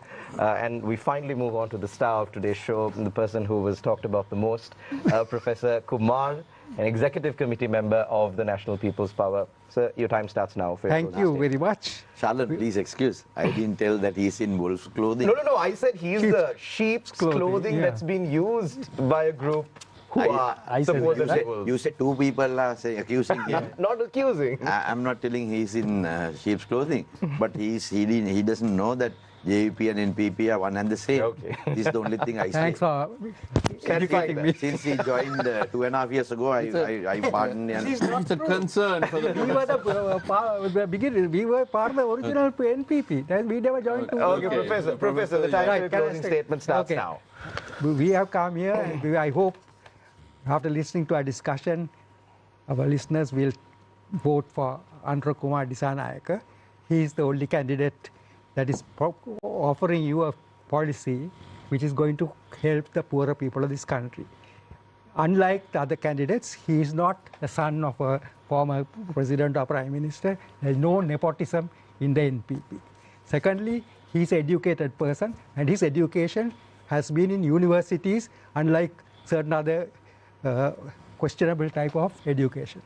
Now, having said all that, I must say that there doesn't seem anything I have to answer, because all the criticisms was for the JVP. Now, these are people who gave guns to the LTT, people who gave money to the LTT, and they are trying to blame JVP for all these ills. The JVP had nothing to do with the NPP. It's the NPP that is contesting election. NPP and our symbol, the compass symbol, we are hoping everybody will vote for us. The problem here is that the poorer people in this country are not looked after. Why? Partly because of J.R. Jayawardena's election system. So with J.R. Jayawardena election system, you require 10 million to 100, I know how many million to contest the election. Well, that means that you have to get money from somewhere. If you take the estate workers, for example, even their trade unions have to ask the management for money to contest elections. How can they negotiate with those with the management after that? Professor, how is the NPP getting money now for the That is a problem. Sorry. Closing statement.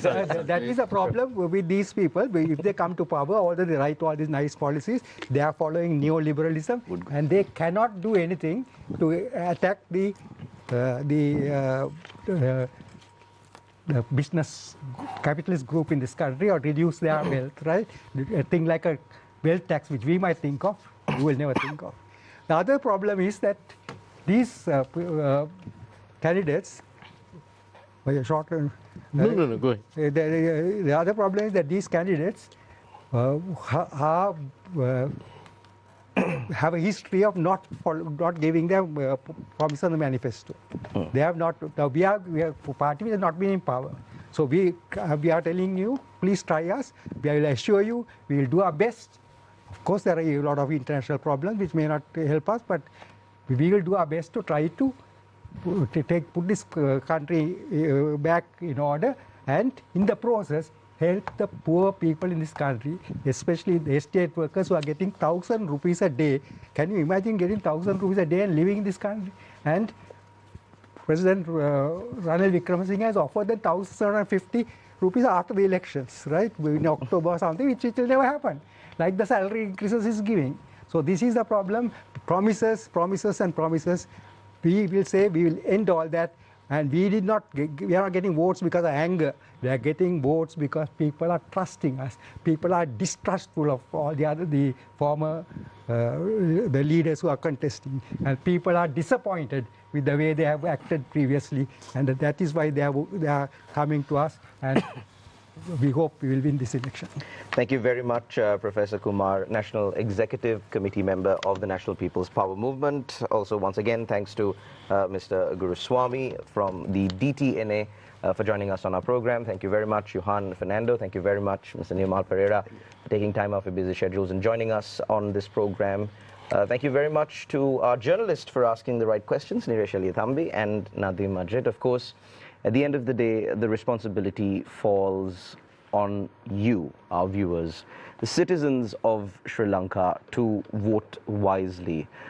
We have been beguiled, deceived. Many things have happened in the past, especially during the run-up to an election. And time has come for us to really consider the situation of Sri Lanka and make an informed decision on who the next leader of Sri Lanka should be. And we here at Newsfirst will keep you up to date. We will give you that information to make the informed decision. The rest is up to you. Thank you very much for tuning in. Until we meet again, take care and God bless. Thank you very much. Thank you. Thank you. Thank you.